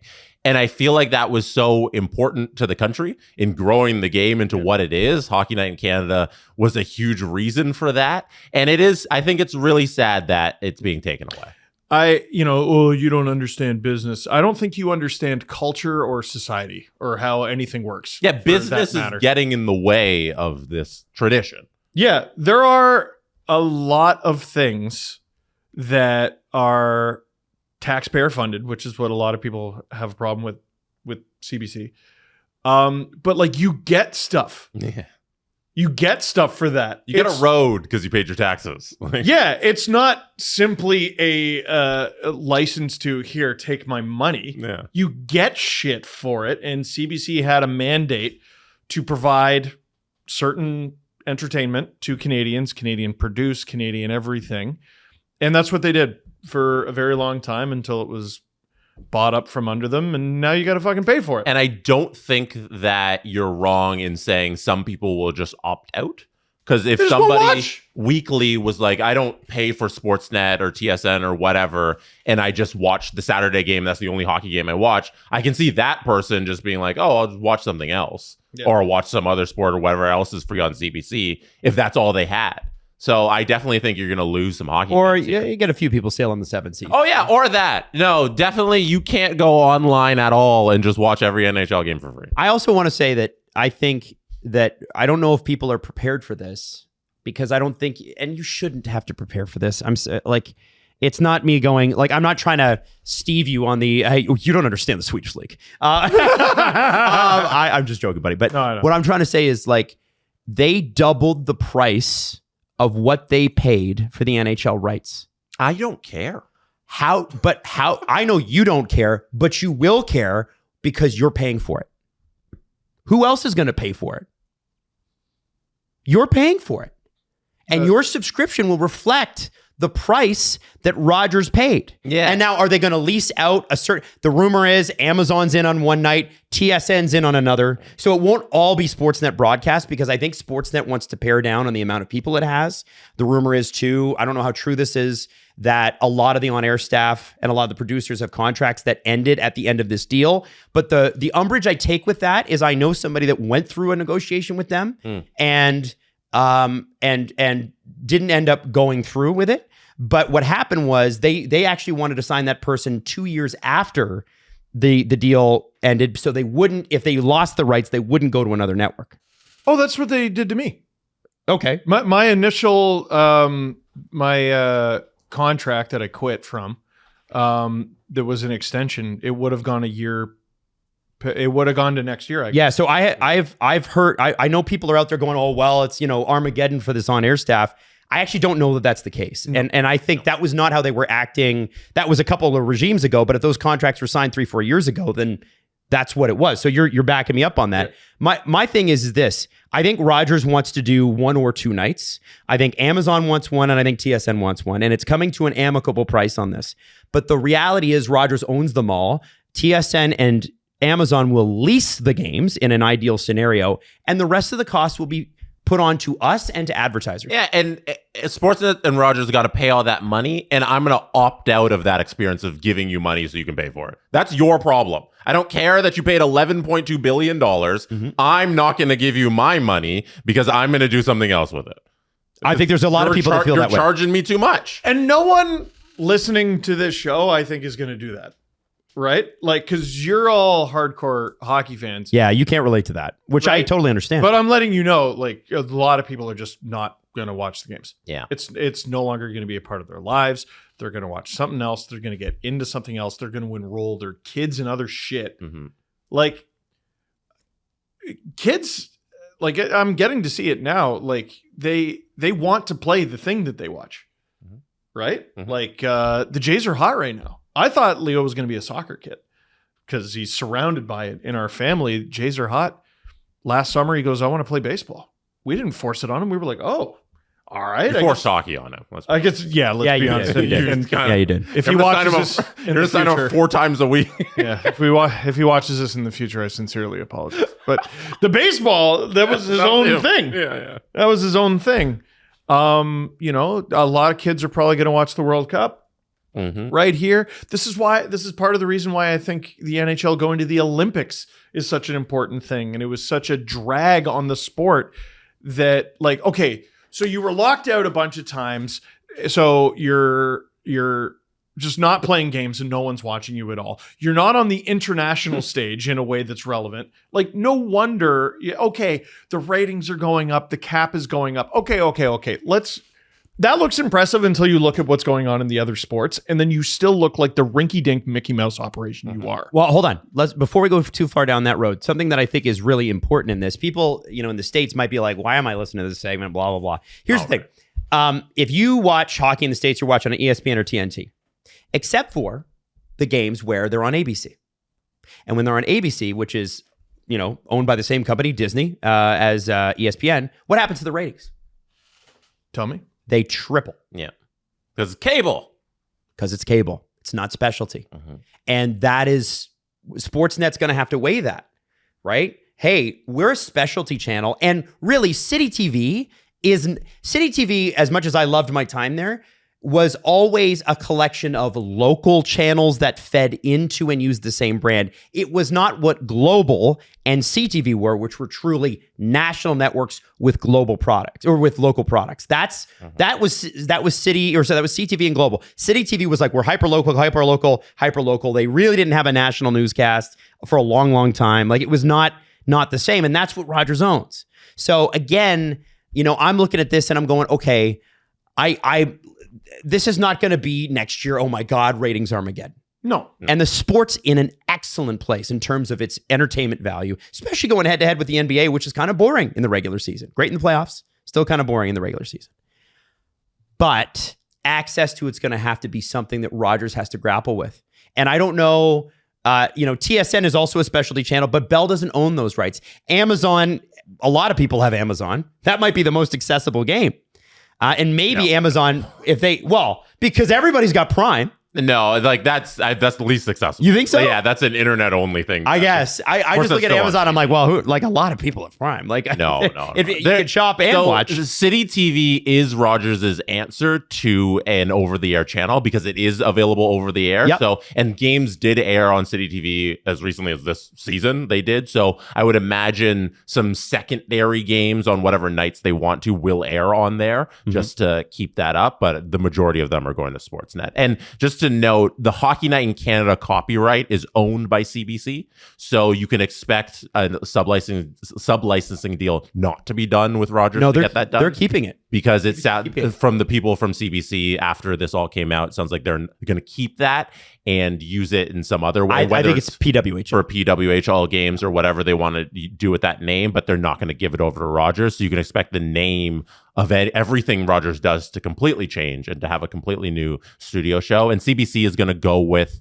on Saturdays, Olympic sport coverage. So they're going to build up to the LA games and the French Alps games with programming on Saturdays. So right. That's what they're going to pivot to. And good for them. And CBC is not there to make a profit, right? It's there to break even and be a public service. And I don't even think it breaks even anymore. Used to actually be profitable, but advertising's changed a lot. I think the thing is with where the CBC is going to go with this, Hockey Night in Canada might go to a PWHL game, which would be a great boon for them. And people are like, I don't know what the CBC is going to do. They're going to try to compete with Saturday night hockey. I don't think so. But there will be going to have to do something else. But what it does mean is the NHL's market is fractured a little bit more. Yep. Right? When Sportsnet had it on CBC, it meant CBC couldn't run anything else. Yeah. Somebody might like watching sprinting or swimming or whatever. Yeah, because I can watch it for free. And the other one cost me $30 a month. Yep. So anyway, just thought we'd, and a little note to that. And Steve, you used to work at Hockey Night in Canada behind the scenes. So I did. A little bit bittersweet, huh? Yeah, I worked there when I worked at CBC when the deal was announced and people were crushed. Yeah. And I was like, oh my God, I'm screwed. Like, I'm never going to get into Sportsnet. And then I got there and a lot of people ended up making the jump. Mm-hmm. It's sad. It's sad. You know what was sad is I wanted to work at Hockey Night in Canada my whole childhood. And I had to make peace with the fact a few years ago that my childhood dream was no longer the thing I wanted. I mean, that's how I felt about radio. Yeah. Like that was my childhood dream to be a morning show host in Toronto, and then it wasn't.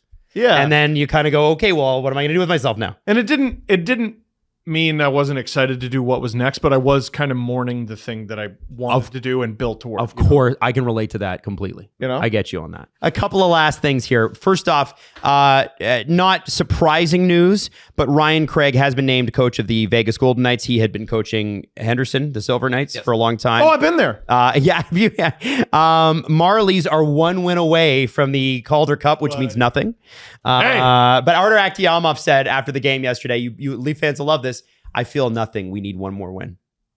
I love it. He shut him out, and Easton Cowan had the one and only goal. And credit to Sportsnet. They played it. And it was great. Sean McKenzie was on the broadcast. I watched it on Flow Sports. Yeah, you watched it on Flow? I did. I watched it on Sportsnet because I will only overpay for one service, damn it. Jesse Blake. What? Because of the John Tortorella stuff, we need to give you the floor very quickly before we go here for us to kiss it. You were right about John Tortorella being so please Yes, I did predict that Vegas would move on from him after the Stanley Cup final, which you both poo-pooed. But that just means that Adam's got 2 correct takes this last week or so. I've got 1 and Steve's got 0. Yeah. So Steve, you are winless. We're a hot start to the season. And I spilled water all over the desk. What do you say about your poor performance? Yeah, well, I'm just going to try to give it 100%, 10%, flush it, keep it in the room, and keep it going. Babcock will likely be the next coach of the Oilers. It looks like whatever happened, nobody wants to talk about it anymore. So the investigation will finish, although the investigation is open. And hilariously, Chris McFarland traded for a guy he had, Ross Colton, who I was hoping would come to the Leafs, was traded to the Predators. And there was really no place for him in the lineup anymore. And they were kind of capped out. So it kind of makes sense. That's a good get for the Preds. Colorado gets 2 picks and they have like none. So that's good for them. And they get a contract off their books. Nashville gets a decent player, and that's good because they need more. And let's wrap it up there. Yep. We will be back on Friday, but I'm sure we'll be back before then with more videos on what the Leafs and other people are doing. It just seems like we're going to be drinking from the fire hose. What's going to be tomorrow? Knies trade or Riley trade? I think they do Riley first, don't you? Austin? If you want to hold it. The Steve Dangle Podcast. Follow the guys on Twitter at Steve_Dangle, at AdamWYLDE, and at Jesse Blake. Connection complete.